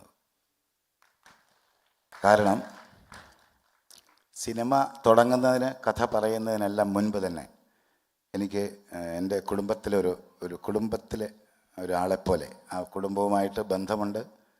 അതുകൊണ്ട് തന്നെ ഈ സിനിമയുടെ കഥ ശരിക്കും എൻ്റെ ഭാര്യ ശാന്തിയാണ് എപ്പോഴോ എന്നോട് എന്തൊക്കെയോ പറഞ്ഞു. അപ്പം ഞാനത് വലിയൊരു പ്രാധാന്യം കൊടുക്കാതെ, അതിന് ചെവി കൊടുക്കാതെ ഞാൻ മാറിപ്പോയി. കാരണം ഒരുപാട് കഥകൾ പറയുന്ന ഒരാളായതുകൊണ്ട്.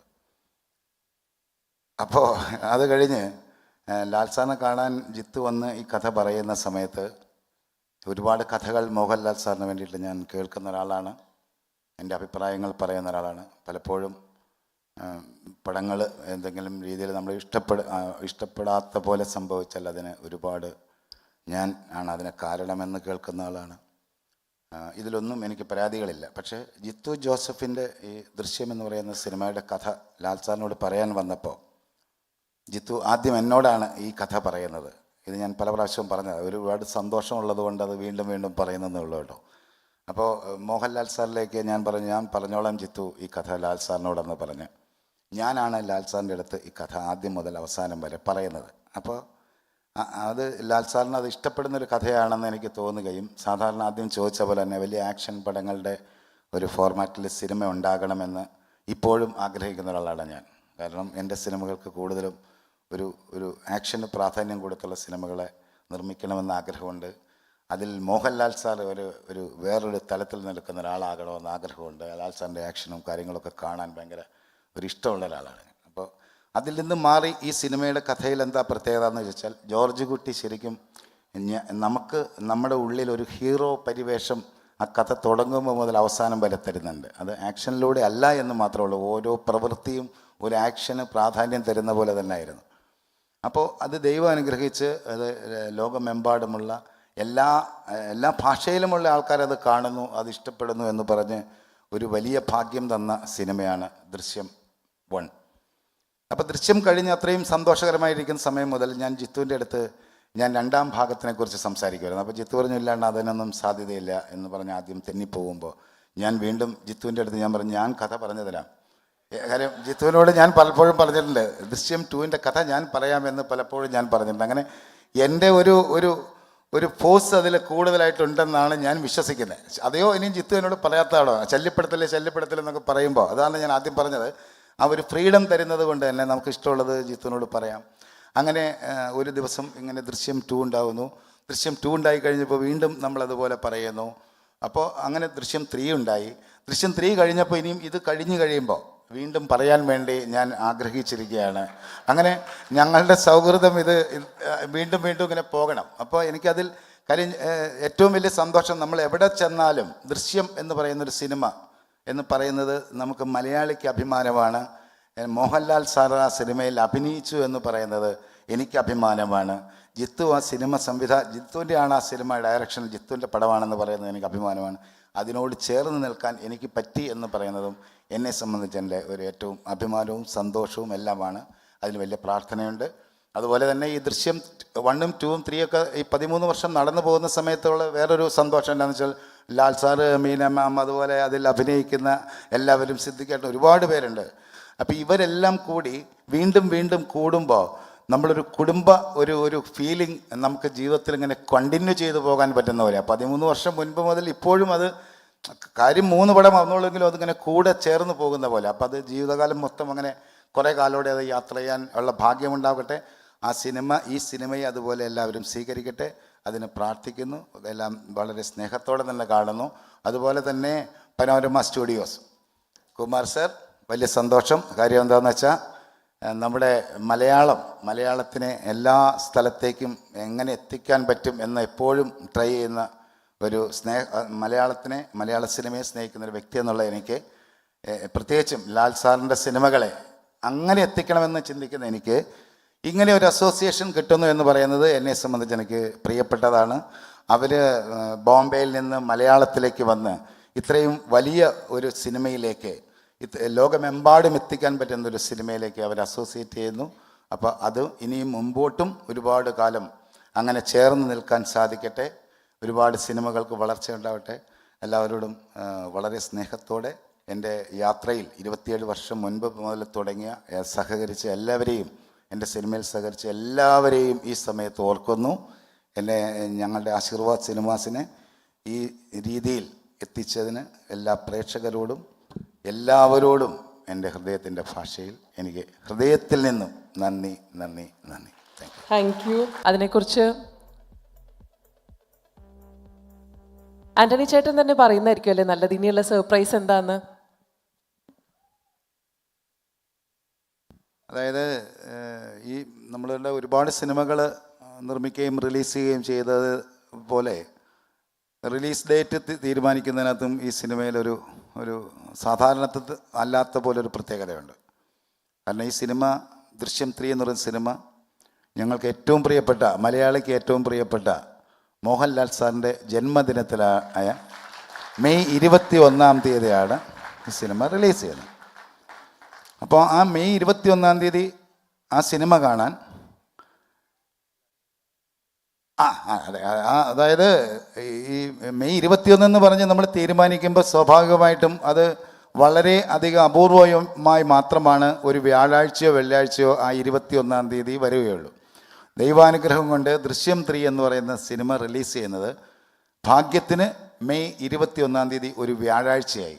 ആ വ്യാഴാഴ്ച ആയതുകൊണ്ടാണ് ഈ സിനിമ മെയ് മാസം 21-ാം തീയതി വ്യാഴാഴ്ച റിലീസ് ചെയ്യാൻ നമുക്ക് ഭാഗ്യമുണ്ടായത്. ലാൽ സാറിൻ്റെ ബർത്ത്ഡേക്ക് ആ ദിവസമായതുകൊണ്ടാണ് ആ ഭാഗ്യമുണ്ടായത്.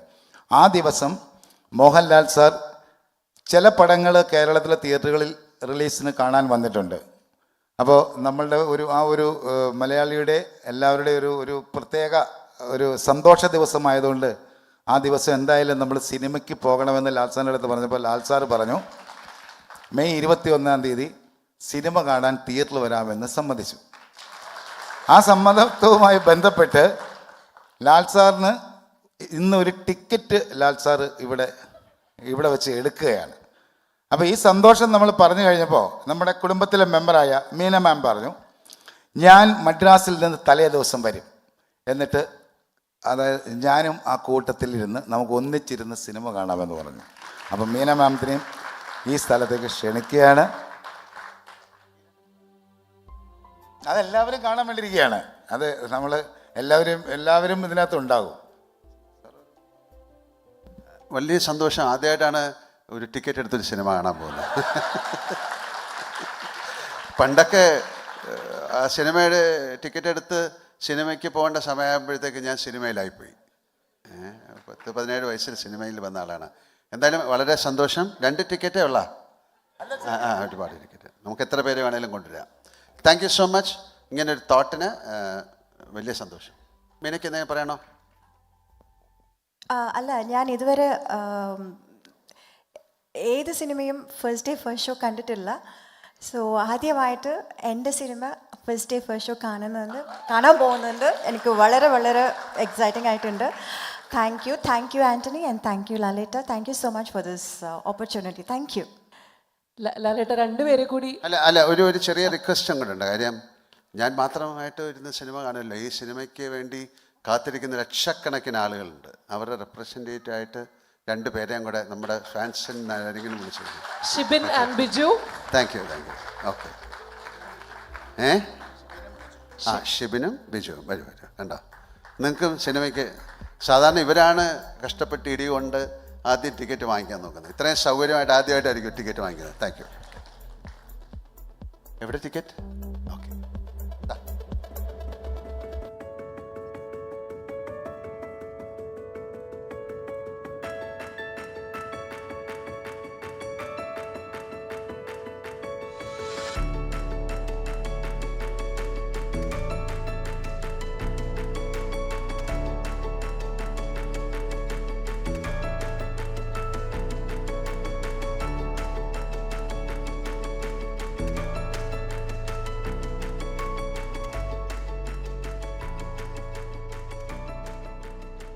Thank you. ലാൽ സാറും ആൻ്റണി ചേട്ടനും ഒന്നുകൂടെ തുടരണം. ബാക്കിയുള്ള അതിഥികൾക്ക് സദസ്സിലേക്ക് ഇരിക്കാം. ഇനി ചേട്ടാ, ഇവിടെ കൂടിയിരിക്കുന്ന എല്ലാവരോടും, ഇപ്പോൾ സിനിമ റിലീസിന് മുമ്പായി ഇന്നത്തെ ഈ ഒരു സായനത്തിൽ പങ്കെടുത്ത എല്ലാവരോടും ഒരു വാക്ക് നന്ദി ലാലേട്ടൻ്റെ. ഞാനങ്ങനെ നന്ദി പറയേണ്ട കാര്യമുണ്ടോ? എപ്പോഴും നന്ദിയോടെ ജീവിക്കുന്ന ആളാണ് ഞാൻ. എല്ലാ പ്രേക്ഷകരോടും, എല്ലാ മീഡിയക്കാരോടും, എന്നെ ഇഷ്ടപ്പെടുന്ന ആൾക്കാരോടും, എന്നെ ഇഷ്ടപ്പെടാത്ത ആൾക്കാരോടും എനിക്ക് സ്നേഹം മാത്രമേ ഉള്ളൂ. അപ്പോൾ ആദ്യം പറഞ്ഞുകൊണ്ട് ഒരു ഫോർമാലിറ്റിക്ക് പറയുന്നു. Thank you very much and have a great evening. Thank you very much. Thank you ലാലേട്ടാ. അപ്പം ആൻ്റണി, അതായത് വളരെ ഐശ്വര്യമുള്ള കൈയാണ് എൻ്റെതെന്ന് തോന്നുന്നു. കാര്യം നാളെ രാവിലെ 9 മണി മുതൽ ഇതിൻ്റെ ടിക്കറ്റ് ബുക്കിംഗ് തുടങ്ങുകയാണ്.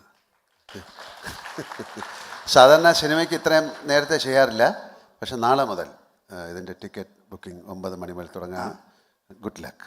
സന്തോഷം സാർ. കാര്യം എന്താണെന്ന് വെച്ച് കഴിഞ്ഞാൽ സാറ് ആദ്യമായിട്ടൊരു ടിക്കറ്റ് എടുക്കുന്നു, മീന മാം ഒരു ടിക്കറ്റ് എടുക്കുന്നു എന്ന് പറഞ്ഞാൽ ദൃശ്യം കുടുംബത്തിന് അത് വളരെ സ്പെഷ്യലാണ്.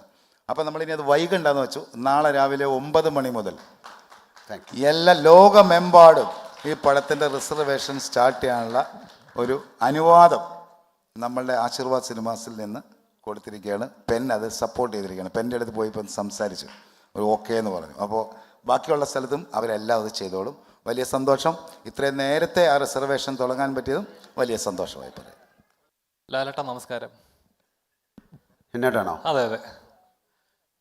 ലാലേട്ട, കഴിഞ്ഞ ദിവസം മമ്മൂക്ക കൊടുത്ത ഒരു അഭിമുഖത്തിൽ മമ്മൂക്കയോട് ചോദ്യം ചോദിച്ചായിരുന്നു. ഒരു ജോലി സ്ഥിരമായിട്ട് ചെയ്യുമ്പം മടുക്കാറില്ല എന്ന് ചോദിച്ചു. അദ്ദേഹം പറഞ്ഞ മറുപടി വളരെ ശ്രദ്ധേയമായിരുന്നു. ഞാൻ ഒരേ ജോലിയല്ല ചെയ്യുന്നത്, ഓരോ ദിവസം ഓരോ കഥാപാത്രമാണ്, ഓരോ സ്ഥലങ്ങളാണ്, ഓരോ അച്ഛനും അമ്മയാണ്, ഓരോ ജോലിയാണ്. അപ്പം അത് ശരിക്കും പറഞ്ഞാൽ ഒരു ആക്ടറിനെ സംബന്ധിച്ച് കിട്ടുന്നൊരു ഭാഗ്യം കൂടിയാണ്. പക്ഷേ ദൃശ്യത്തിൽ താങ്കളുടെ കഥാപാത്രത്തിലേക്ക് വരുമ്പം ഈ 13 വർഷങ്ങൾക്ക് ശേഷം പിന്നെയും അതേ കഥാപാത്രത്തിലേക്ക് വരുമ്പോൾ അതേ പെയിൻ, അതേ ട്രോമ, അതേ ടെൻഷൻ, എങ്ങനെയാണ് അത് ഓവർകം ചെയ്യുന്നത്? അല്ലെങ്കിൽ എങ്ങനെയാണ് കഥാപാത്രത്തിലേക്ക് കയറുന്നത്?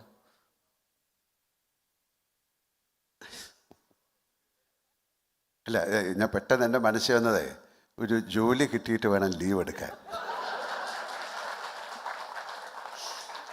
വളരെ ഇൻട്രസ്റ്റിംഗ് ആയിട്ടുള്ളൊരു ചോദ്യമാണ്. പക്ഷെ 13 വർഷം അത്രയും സമയമുണ്ട് അല്ലേ? ഒരു സിനിമ കഴിഞ്ഞിട്ട് 5-6 വർഷം കഴിഞ്ഞായിരുന്നു അടുത്ത സിനിമ. അത് സംഭവിക്കുകയാണ്, നമ്മൾ ഒരിക്കലും പ്ലാൻ ചെയ്തല്ല. അത് കഴിഞ്ഞ് വീണ്ടും ഒരു 5 വർഷം കഴിഞ്ഞാണ് അടുത്ത സിനിമ. അപ്പോൾ അതിലൊരു ക്യൂരിയോസിറ്റി ഉണ്ട്. പിന്നെ ആദ്യം ഈ ദൃശ്യം, ഇപ്പം ജിത്തു പറഞ്ഞതുപോലെ ദൃശ്യം 1 പോലല്ല ദൃശ്യം 2, ദൃശ്യം 2 പോലല്ല ദൃശ്യം 3. അപ്പോൾ ആ ക്യാരക്ടേഴ്സിന്, ബാക്കി ക്യാരക്ടേഴ്സിനൊക്കെ ഗ്രോത്ത് ഉണ്ടെങ്കിലും ഇയാൾക്കും ഗ്രോത്ത് ഉണ്ട്. അതുകൊണ്ടാണ് ഞാൻ പറഞ്ഞത് അയാൾ കുറച്ചുകൂടി ഫിലോസഫിക്കലാകുന്നു, സ്പിരിച്വാലിറ്റിയിലേക്ക് പോകുന്നെന്ന് എനിക്ക് തോന്നിയത് കൊണ്ടാണ് പറഞ്ഞത്. അതൊരു മടുപ്പായിട്ടൊരിക്കലും തോന്നാൻ കാര്യമില്ല. കാര്യം ജോർജ് കുട്ടിക്ക് മടുപ്പ് വന്നു കഴിഞ്ഞാൽ ഈ സിനിമ നടക്കില്ല, ഈ കഥ നടക്കില്ല, ഈ കുടുംബം നടക്കില്ല. അതുകൊണ്ട് ഒരിക്കലും പിന്നെ നമുക്കങ്ങനെ നമ്മൾ ചെയ്യുന്ന ഒരു പ്രൊഫഷനോട് ഒരു മടുപ്പ് തോന്നിയാൽ അങ്ങനെ തോന്നാതിരിക്കട്ടെ. അങ്ങനെ തോന്നിയാൽ അത് നിർത്തുകയാണ് വേണ്ടത്. കാര്യം ആ മടുപ്പ് മറ്റുള്ളവരിലേക്കും എല്ലാം പടരും. ഒരുപാട് പേർക്ക് അങ്ങനെയാണ്. പലർക്കും ഇഷ്ടമല്ലാത്ത ജോലി ചെയ്യുമ്പോൾ അവരത് പ്രകടമായി കാണിക്കും. പക്ഷേ ഒരു പെർഫോമർക്ക് അതൊരിക്കലും സാധിക്കില്ല. ഞാൻ എൻ്റെ സിനിമകൾ 48 വർഷമായിട്ട് ഞാൻ സിനിമയാണ്. ഞാൻ പറഞ്ഞിട്ടുണ്ട്, എൻ്റെ ഏത് സിനിമയായാലും ഞാൻ ഏറ്റവും പുതിയ ഒരു സിനിമ ചെയ്യുമ്പോഴും ആദ്യത്തെ സിനിമ പോലെയുള്ളൊരു ഭയം എനിക്കുണ്ട്. ഇത് കള്ളത്തരമല്ല പറയുന്നത്. അതിനുവേണ്ടി ഞാൻ പ്രാർത്ഥിക്കും, ആ സിനിമയ്ക്ക് വേണ്ടിയിട്ട് ഞാൻ പ്രാർത്ഥിക്കും. കാര്യം ആ ഒരു ഫയർ, ആ ഒരു ഡിസയർ, ആ ഒരു ആത്മാർത്ഥത എല്ലാം വെച്ചിട്ടാണ് ഞാൻ സിനിമ ചെയ്യുന്നത്. അതുകൊണ്ട് പല ആക്ടേഴ്സിനും അങ്ങനെ നമ്മുടെ വിദേശത്ത് പല ആക്ടേഴ്സും സൂയിസൈഡ് വരെ ചെയ്തിട്ടുണ്ടെന്നാണ് പറയുന്നത്. കാര്യം ഇതിൻ്റെ ഒരു ഹൈറ്റിൽ പോയിട്ട് ഇനി എനിക്കൊന്നും ചെയ്യാനില്ല എന്ന് പറഞ്ഞിട്ട് അതൊരു തരം ഡിപ്രഷനിലേക്ക് പോകുന്ന ആക്ടേഴ്സുണ്ട്. പക്ഷെ അങ്ങനെയൊന്നും സംഭവിക്കാതിരിക്കട്ടെ. ഇപ്പം സന്തോഷമായിട്ട് പോവുകയാണ്. ഇങ്ങനെ തന്നെ അടിച്ചടിച്ച് പൊക്കോട്ടെ ഞാൻ.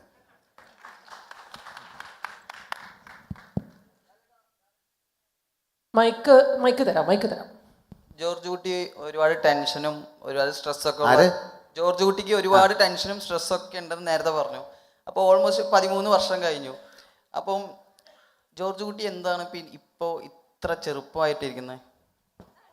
മോനെ, ചിലർക്ക് ടെൻഷനും സ്ട്രെസ്സും വന്ന് അങ്ങനെ ആവും. സത്യം, തമാശ പറഞ്ഞല്ല. അപ്പോൾ ജോർജ് കുട്ടി എങ്ങനെ ഇരിക്കുന്നു പറഞ്ഞാൽ നമുക്ക് 4ഉം 5ഉം ഒക്കെ ചെയ്യണ്ടേ?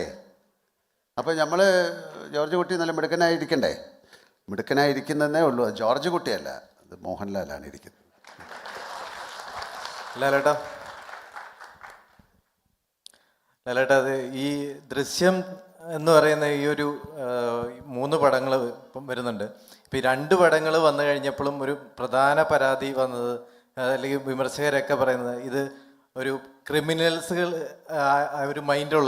മൈൻഡുള്ള ആൾക്കാർക്ക് ഇതൊരു ഗൈഡാണ് എന്നുള്ള രീതിയിലൊരു അഭിപ്രായം വന്നിരുന്നു. അപ്പോൾ ഈ ഒരു തോട്ടിനോട് ഇപ്പോൾ ലാലേട്ടന് എന്താണ് പറയാനുള്ളത്? ഈ ചോദ്യത്തോട് അങ്ങേക്ക് എന്താണ് ഉത്തരം പറയുക? അങ്ങേക്ക് അങ്ങനെ തോന്നിയിട്ടുണ്ടോ?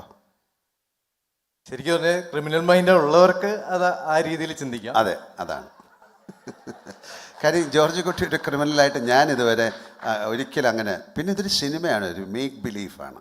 അങ്ങനെ സാധിച്ചു എന്നുള്ള, ഞാൻ 10-20 വർഷമൊക്കെ കഴിഞ്ഞിട്ടൊക്കെ പിടിക്കപ്പെടാം. അങ്ങനെ പോലീസിനെ കബളിപ്പിച്ചൊന്നും നടക്കില്ല. ഇപ്പോൾ സ്ഫടികം എന്നുള്ള സിനിമ ഇറങ്ങിയിട്ട് ആൾക്കാർ മുണ്ടൂരി പോലീസുകാരെ തലയിലിട്ട് ഇടിച്ച് സൂപ്പ് കഴിക്കുക അവന്മാരെയൊക്കെ. അപ്പോൾ അങ്ങനെ ഒരു സിനിമ കൊണ്ടോ കാര്യങ്ങളൊന്നുമില്ല. പിന്നെ ഇതിൽ അയാൾ ഒരു തരത്തിലുള്ള കാര്യങ്ങളും ചെയ്തിട്ടില്ല. അയാളുടെ കുടുംബത്തെ സേവ് ചെയ്യാനായിട്ട് അയാൾ ശ്രമിച്ചു. വളരെ ഡീറ്റെയിൽഡായിട്ട് പറയുകയാണെങ്കിൽ ജോർജ് കുട്ടി ഒന്നും പ്ലാൻ ചെയ്തതല്ല. അയാൾ ചെയ്തത് ഭാഗ്യവശാൽ ശരിയായി മാറി എന്നുള്ളതാണ്. അയാൾ പിടിക്കപ്പെടും എന്നുള്ള രീതിയിൽ തന്നെയാണ് ചെയ്തത്. അയാൾ ചാൻസസ് എടുക്കുകയാണ്, പോസിബിലിറ്റി. അതിൽ അയാൾ സക്സസ്ഫുള്ളായി. അല്ലാതെ ഒരു മർഡർ കമ്മിറ്റ് ചെയ്തിട്ട് അതിൽ നിന്ന് ഇപ്പോൾ ഈ ദൃശ്യം ഇറങ്ങുന്നതിന് മുമ്പേ ഇതുപോലെ എത്രയോ കാര്യങ്ങൾ നടന്നിട്ടുണ്ട്. എത്രയോ സാധാരണ പല വീടുകളിലും ഒരു മർഡർ വല്ലതും നടന്നാൽ ആദ്യം പോയി നോക്കുന്ന സെപ്റ്റിക് ടാങ്കിലാണ്. അവിടെ തന്നെ അവർ കുഴിച്ചിടും. അപ്പോൾ ആദ്യമായിട്ടൊന്നുമല്ല. അപ്പോൾ ഈ ദൃശ്യം സിനിമ കണ്ടിട്ട് അങ്ങനെ ചിന്തിക്കുന്നത് ശരിയല്ലെന്നേ എനിക്ക് പറയാൻ പറ്റുള്ളൂ. കാര്യം അത്തരത്തിൽ സിനിമ ഇൻഫ്ലുവൻസ് ചെയ്യും ആൾക്കാരെ. അപ്പോൾ അതിലുള്ള മറ്റ് ബന്ധങ്ങളെയും കൂടെ നിങ്ങൾ കാണണം എന്നേ എനിക്ക് പറയാൻ പറ്റുള്ളൂ. അയാൾ ഒരു ഫാമിലിക്ക് വേണ്ടി ചെയ്യുന്നതാണ്. അയാൾ പറഞ്ഞിട്ടുണ്ടല്ലോ, ഏതറ്റം വരെ ഞാൻ പോകും. അങ്ങനെ ഒരു ആൾ പറഞ്ഞിട്ട് ഒരു മേക്ക് ബിലീഫാണ്. ഇതൊരു കഥയാണ്. അത് നടന്ന സംഭവം അല്ലെങ്കിൽ ഇതുപോലെ ദൃശ്യം പോയിട്ട് ഒരു പരിപാടി കഴിഞ്ഞാൽ പോലീസ് പിറ്റേ ദിവസം പൊക്കിക്കൊണ്ടു പോകും. അതുകൊണ്ട് ആരും അതിന് ശ്രമിക്കണ്ട. Thank you. ഹലോ സർ, എൻ്റെ പേര് സ്മിത, ഫ്രീലാൻസ് ജേർണലിസ്റ്റാണ്. ഈ ടീസർ കണ്ടപ്പം ട്രെയിലർ കണ്ടപ്പോൾ തോന്നിയത് chain is as strong as its weakest link എന്നാണ്. അതിനോട് in addition to the I would love to ask director Jeethu Joseph sir, ഇതിനകത്തെ ക്യാരക്ടർ എസ്തർ, എസ്തറിൻ്റെ അനു റാദർ ദാൻ എസ്തർ, ആ ക്യാരക്ടർ എന്ന് പറയുന്നത് she has no childhood. From a very young age ഈ ഒരു she has been an adultified child. അതിനെ എത്രത്തോളം ഇതിൽ കവർ ചെയ്യുന്നുണ്ട്? Actually, she is also a victim of that night. അപ്പോൾ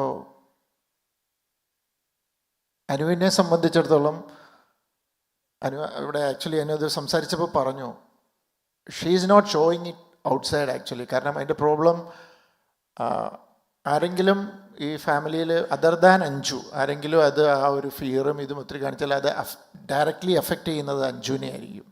so she is trying to protect. അപ്പോൾ ഒരു പ്രായത്തേക്കാൾ കഴിഞ്ഞ ഒരു മച്യൂരിറ്റി അനുവിനുണ്ട്. പക്ഷേ ഔട്ടർ സൈഡിൽ ആ മച്യൂരിറ്റി നമുക്ക് ഫീൽ ചെയ്യത്തില്ല. ഒരു ടിപ്പിക്കൽ ടാൻഡ്രംസ് ഒക്കെ ഉള്ള ഒരു പെൺകുട്ടി എന്നുള്ള രീതിയിലാണ്. പക്ഷേ അതിൻ്റെ ഒത്തിരി നമ്മളതിൻ്റെ ഡെപ്തിലേക്കൊന്നും ഇറങ്ങിയിട്ടില്ല. But it's there. വളരെ സിനിമയെ വളരെ സീരിയസ് ആയിട്ട് വാച്ച് ചെയ്യുന്ന, സീരിയസ് ആയിട്ട് അപ്രോച്ച് ചെയ്യുന്ന, അല്ലെങ്കിൽ അങ്ങനെയുള്ളവർക്ക് അത് here and there you will find it. അതിൻ്റെ ഗ്ലിംസസ് നിങ്ങൾക്ക് കിട്ടും. ആശ മാം, ശരിക്കും പറഞ്ഞാൽ ഈ സിനിമയിൽ ആരുടെ പക്ഷത്തും നിൽക്കണം എന്നൊരു പ്രേക്ഷകന് ഇപ്പോഴൊരു ഡൗട്ടുണ്ട്. ഇതിൽ ആരാണ് മോശം, ആരാണ് നല്ലതെന്നു രണ്ടുപേർക്കും എന്താ പറയുക, ശരിക്കും പറഞ്ഞാൽ ന്യായം രണ്ടുപേരുടെ ഭാഗത്തുണ്ട്. മകനെ തേടുന്ന ഒരമ്മ, കുടുംബത്തെ സംരക്ഷിക്കാൻ ശ്രമിക്കുന്ന ഒരു അച്ഛൻ. ശരിക്കും പറഞ്ഞാൽ ഒരു ഭാഗം ആളുകൾ പറയാറുണ്ട്, ശരിക്കും ഗീതാപ്രഭാകരന് നീതി കിട്ടിയിട്ടില്ല, ഒന്നിലും നീതി കിട്ടിയില്ല, രണ്ടിലും നീതി കിട്ടിയില്ല, മൂന്നിലെങ്കിലും നീതി കിട്ടുമോ എന്ന് ചോദിക്കുന്ന ഒരു പ്രേക്ഷകരുണ്ട്. ശരിക്കും ഇവിടെ നിൽക്കണമെന്ന് അത് ഒരു സിനിമയെ സംബന്ധിച്ചൊരു അങ്ങനെ പ്രേക്ഷകരെ കൺഫ്യൂസ് ചെയ്യാന്ന് പറഞ്ഞ ചെറിയൊരു പ്രോസസ്സല്ല. ദൃശ്യം 3 എങ്ങനെയാണ്, നീതി കിട്ടുമോ? ഉത്തരം May 21 കറക്റ്റായിട്ട് നിങ്ങൾക്കെല്ലാം കിട്ടുക. പക്ഷേ ഗീതാപ്രഭാകരൻ്റെ ഭാഗത്ത് ന്യായമുണ്ടോ, നീതിയുണ്ടോ എന്നുള്ളത് എല്ലാവർക്കും സംശയം തോന്നുന്ന കാര്യമാണ്. പ്രത്യേകിച്ച് എല്ലാവർക്കും സ്വന്തം മക്കൾ, അവരവരുടെ മക്കൾ എല്ലാവർക്കും പ്രിയപ്പെട്ടതാണ്. എന്തെങ്കിലും തെറ്റ് ചെയ്താലും തെറ്റായിട്ടുണ്ടെങ്കിൽ അത് പോലീസിനെ ഏൽപ്പിക്കുകയോ അല്ലെങ്കിൽ അതിൻ്റേതായിട്ടുള്ള വഴിയിൽ പോകണമെന്ന് എല്ലാ അമ്മമാരും ആഗ്രഹിക്കും. പ്രത്യേകിച്ച് അവരൊരു പോലീസ് ഓഫീസറും കൂടി ആയിരുന്നു. സോ നോക്കാം, ദൃശ്യം 1, 2, ഇനി 3 എന്തായിരിക്കും ഗീതാപ്രഭാകരൻ്റെ ഒരു സിറ്റുവേഷൻ എന്നുള്ളത് നമുക്ക് കാത്തിരുന്ന് കാണാം May 21 വരെ. Thank you. സിദ്ദിഖിക്ക ഇവിടെ ഇപ്പം ദൃശ്യം 1ഉം 2ഉം കാണുമ്പം ഇപ്പം 2 ഫാമിലിയുടെ കഥയാണെന്ന് പറഞ്ഞു. ഇപ്പം ചേട്ടൻ്റെ ഫാമിലി നോക്കിക്കഴിഞ്ഞാൽ ഇപ്പം ഗീതാ പ്രഭാകരൻ്റെ ക്യാരക്ടർ കണ്ടു കഴിഞ്ഞാൽ നമുക്ക് ചിലപ്പോഴൊക്കെ തോന്നും, ഓക്കെ ഇവരുടെ മകൻ വരുണ് ചാപണ്ടവനായിരുന്നു എന്ന് ചിലപ്പോഴൊക്കെ തോന്നിയേക്കാം. പക്ഷേ സിദ്ദിഖിക്കയുടെ ക്യാരക്ടർ കാണുമ്പം നമുക്കൊരിക്കലും ഇദ്ദേഹത്തിൻ്റെ മകൻ അങ്ങനെ ഒരു സംഭവം ഉണ്ടാവാൻ പാടില്ലായിരുന്നു നമുക്ക് തോന്നിപ്പോകും. അപ്പോൾ ലാലേട്ടൻ നേരത്തെ പറഞ്ഞു ജോർജ് കുട്ടിയെ എങ്ങനെയെങ്കിലും ഇതിൽ നിന്ന് രക്ഷിക്കണമെന്ന് പറയാം. പക്ഷെ എനിക്ക് തോന്നുന്നത് സിദ്ദിഖിക്കയുടെ ക്യാരക്ടറിനെ ഈ സങ്കടത്തിൽ നിന്ന് എങ്ങനെയെങ്കിലും ഒന്ന് രക്ഷിക്കണമെന്ന് തോന്നിയിട്ടുണ്ട്. അപ്പോൾ ഇക്കയ്ക്ക് ഇപ്പോൾ 3 ചെയ്ത് കഴിഞ്ഞപ്പോഴുള്ള ആ ഒരു മാനസികാവസ്ഥയും അടുത്ത ഭാഗം ഉണ്ടാവുമെന്ന് നേരത്തെ പറയുന്നുണ്ടായിരുന്നു. അപ്പം അതിലും ഇങ്ങനെ തന്നെ സങ്കടപ്പെടാനായിരിക്കുമോ ചാൻസ്? എന്താണ് തോന്നുന്നത്? ആശ മാമിന് മൈക്ക് വേണം അതിനു മുമ്പേ. ഏതായാലും ഇപ്പോൾ ഈ ചോദ്യം ജിത്തു കേട്ടിട്ടുണ്ട്. അപ്പോൾ ദൃശ്യം 4 ഇതിനുള്ളൊരു പരിഹാരം ഉണ്ടാക്കുമെന്ന് നമുക്ക് പ്രതീക്ഷിക്കാം. 4ൻ്റെ കാര്യത്തിന് തീരുമാനമൊന്നും ആയിട്ടില്ല കേട്ടോ. തീരുമാനിക്കാനൊക്കെ ഇനിയും ഇഷ്ടംപോലെ സമയമുണ്ട്. ഇങ്ങനെയൊക്കെയാണല്ലോ നമ്മൾ അതിൻ്റെ ഒരു ചിന്തകൾ തുടങ്ങുന്നത്. അപ്പോൾ എന്തായാലും ദൃശ്യം 4 ഉണ്ടാവുമെന്ന് തന്നെ നമുക്ക് ആഗ്രഹിക്കാം. ഞങ്ങളൊക്കെ എന്തായാലും ഇത് ആഗ്രഹിക്കുന്നുണ്ട്, പ്രതീക്ഷിക്കുന്നുണ്ട്, സ്വപ്നം കാണുന്നുണ്ട്. ഈ ഒരു ദൃശ്യം സിനിമയുടെ ആദ്യ ഭാഗത്തിൽ ഒരു ഭാഗമാകാൻ കഴിഞ്ഞത് ഇത്രയും വലിയ ഭാഗ്യമാണെന്ന് ഇപ്പോഴാണ് മനസ്സിലാകുന്നത് നമുക്ക്.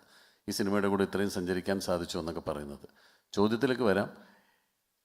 ഇത് പല കുടുംബത്തിലും ഉള്ളൊരു പ്രശ്നം തന്നെയാണ്. ചിലപ്പോൾ അച്ഛൻ്റെ സ്വഭാവം വളരെ നന്നായിരിക്കും, അമ്മയുടെ സ്വഭാവം ചിലപ്പോൾ ആളുകൾക്ക് അത്ര ഇഷ്ടമല്ലാത്തതുണ്ടാവും, തിരിച്ചുണ്ടാവും.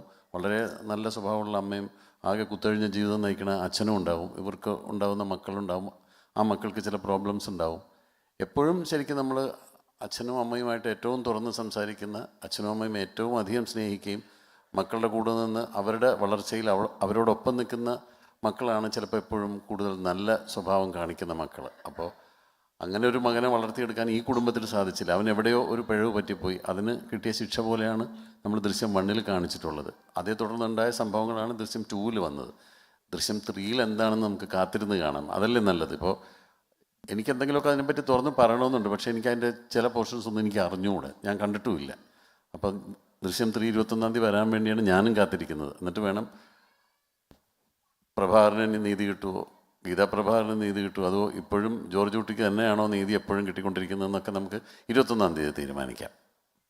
ജിത്തു സാറേ, ഈ മലയാളം ദൃശ്യവും ഇപ്പോൾ മലയാളം ദൃശ്യം 3 അതുകൊണ്ട് ഹിന്ദിയും ഉണ്ട്. ഈ മലയാളവും ഹിന്ദിയുമായിട്ട് എന്തെങ്കിലും വ്യത്യാസമുണ്ടോ? നമ്മൾ സിനിമയിൽ സബ്ജക്റ്റിൽ എന്തെങ്കിലും വ്യത്യാസമുണ്ടോ? ഭാഷയിൽ തന്നെ വ്യത്യാസമുണ്ട്. അതെനിക്ക് ഉറപ്പ് തന്നെ, അതുറപ്പ് തന്നെ. സെയിം. നമ്മൾ ദൃശ്യം ഫസ്റ്റ് ചെയ്തപ്പോഴും സെക്കൻഡ് ചെയ്തപ്പോഴും ഹിന്ദിയിൽ ആക്ച്വലി നമ്മുടെ ഇവിടെ ചെയ്യുന്ന പോലെ ഫുള്ളായിട്ട് അവർക്ക് അവിടെ അഡാപ്റ്റ് ചെയ്ത് ചെയ്യാൻ പറ്റത്തില്ല. കൾച്ചറൽ ഡിഫറൻസസ് ഉണ്ട്. Audience taste is different. So they have to make some changes. അതെപ്പോഴും ഉണ്ട്. 3 വന്നപ്പം they read the script and they ask for some changes because അവരുടെ ഒരു ടേസ്റ്റും ഇതുമൊക്കെ കുറച്ച് ഡിഫറെൻ്റാണ്. നമ്മുടെ ഓഡിയൻസ് എടുക്കുന്ന പല കാര്യങ്ങളും അവരുടെ ഓഡിയൻസിന് എടുക്കാൻ ബുദ്ധിമുട്ടുണ്ടെന്ന് അവർ പറഞ്ഞു. സോ ഞാൻ പറഞ്ഞു അപ്പോൾ അതിൻ്റേതായ ചേഞ്ചസ് അവർ ദൃശ്യം 3-ൽ ചെയ്യുന്നുണ്ട്. അത് അവരുടെ ഫ്രീഡമാണ്. എല്ലാവരും സിനിമ എടുക്കുന്നത് സക്സസ്ഫുൾ ആകാനല്ലേ. അപ്പോൾ നമ്മുടെ സ്ക്രിപ്റ്റ് വായിച്ചപ്പോൾ അവരെങ്ങനെ ഒരു ആഗ്രഹം പറഞ്ഞു. ആൻഡ് ദേ എൻ്റെ അടുത്ത് നറേറ്റ് ചെയ്തു, ഇങ്ങനെയാണ് ഞങ്ങൾ ഉദ്ദേശിക്കുന്നത്. ഞാൻ പറഞ്ഞു ഓക്കെ ഫൈൻ. അങ്ങനെ വി ഹാഡ് എ വെരി എല്ലാ റീമേക്കുകളിലും അവർ ചേഞ്ചസ് വരുത്തും. അത് എപ്പോഴും ഒരു കൾച്ചറൽ ഡിഫറൻസസ് ഉണ്ടല്ലോ, അതുണ്ട്. ലാലേട്ട, ജീവിതത്തിൽ ഇരുട്ടിനെ പേടിയാണോ? ഇതിൽ കുറേ പേടി കാണുന്നു, ഭയം കാണുന്നു. ലാലേട്ടന് ജീവിതത്തിൽ ഇരുട്ടിനോട് ഭയമുണ്ടോ? ഈ സിനിമയിൽ നമുക്ക് ഭയപ്പാട് കാണുന്നു, എന്നാൽ എല്ലാം ഉള്ളിൽ ഒതുക്കി വെക്കുന്നു, എന്നിട്ട് പള്ളിയിൽ കൂടുതൽ സമയം പള്ളിയിൽ പ്രാർത്ഥനയിൽ പോകുന്നു. ജീവിതത്തിൽ ഇരുട്ട് ഭയപ്പെടുന്നുണ്ടോ? ജീവിതം ഇതുമായിട്ട് എന്താ കാര്യം? ജീവിതത്തിൽ ഇരുട്ടിനെ ഭയപ്പെടുന്ന ആളുകളുണ്ടല്ലോ. ഇരുട്ടിനെ എല്ലാവർക്കും പേടിയല്ലേ, അവിടെ പോയിട്ട് എന്തെങ്കിലും പറ്റിയാലോ? അല്ലല്ല, അങ്ങനെയാണ്. പക്ഷെ ഇരുട്ടിനെ അല്ല. ഇരുട്ടെന്ന് പറയുന്നത് ഭയങ്കര സംഭവമല്ലേ. ഇരുട്ടിൽ നിന്നാണ് വെളിച്ചം ഉണ്ടാകുന്നല്ലേ.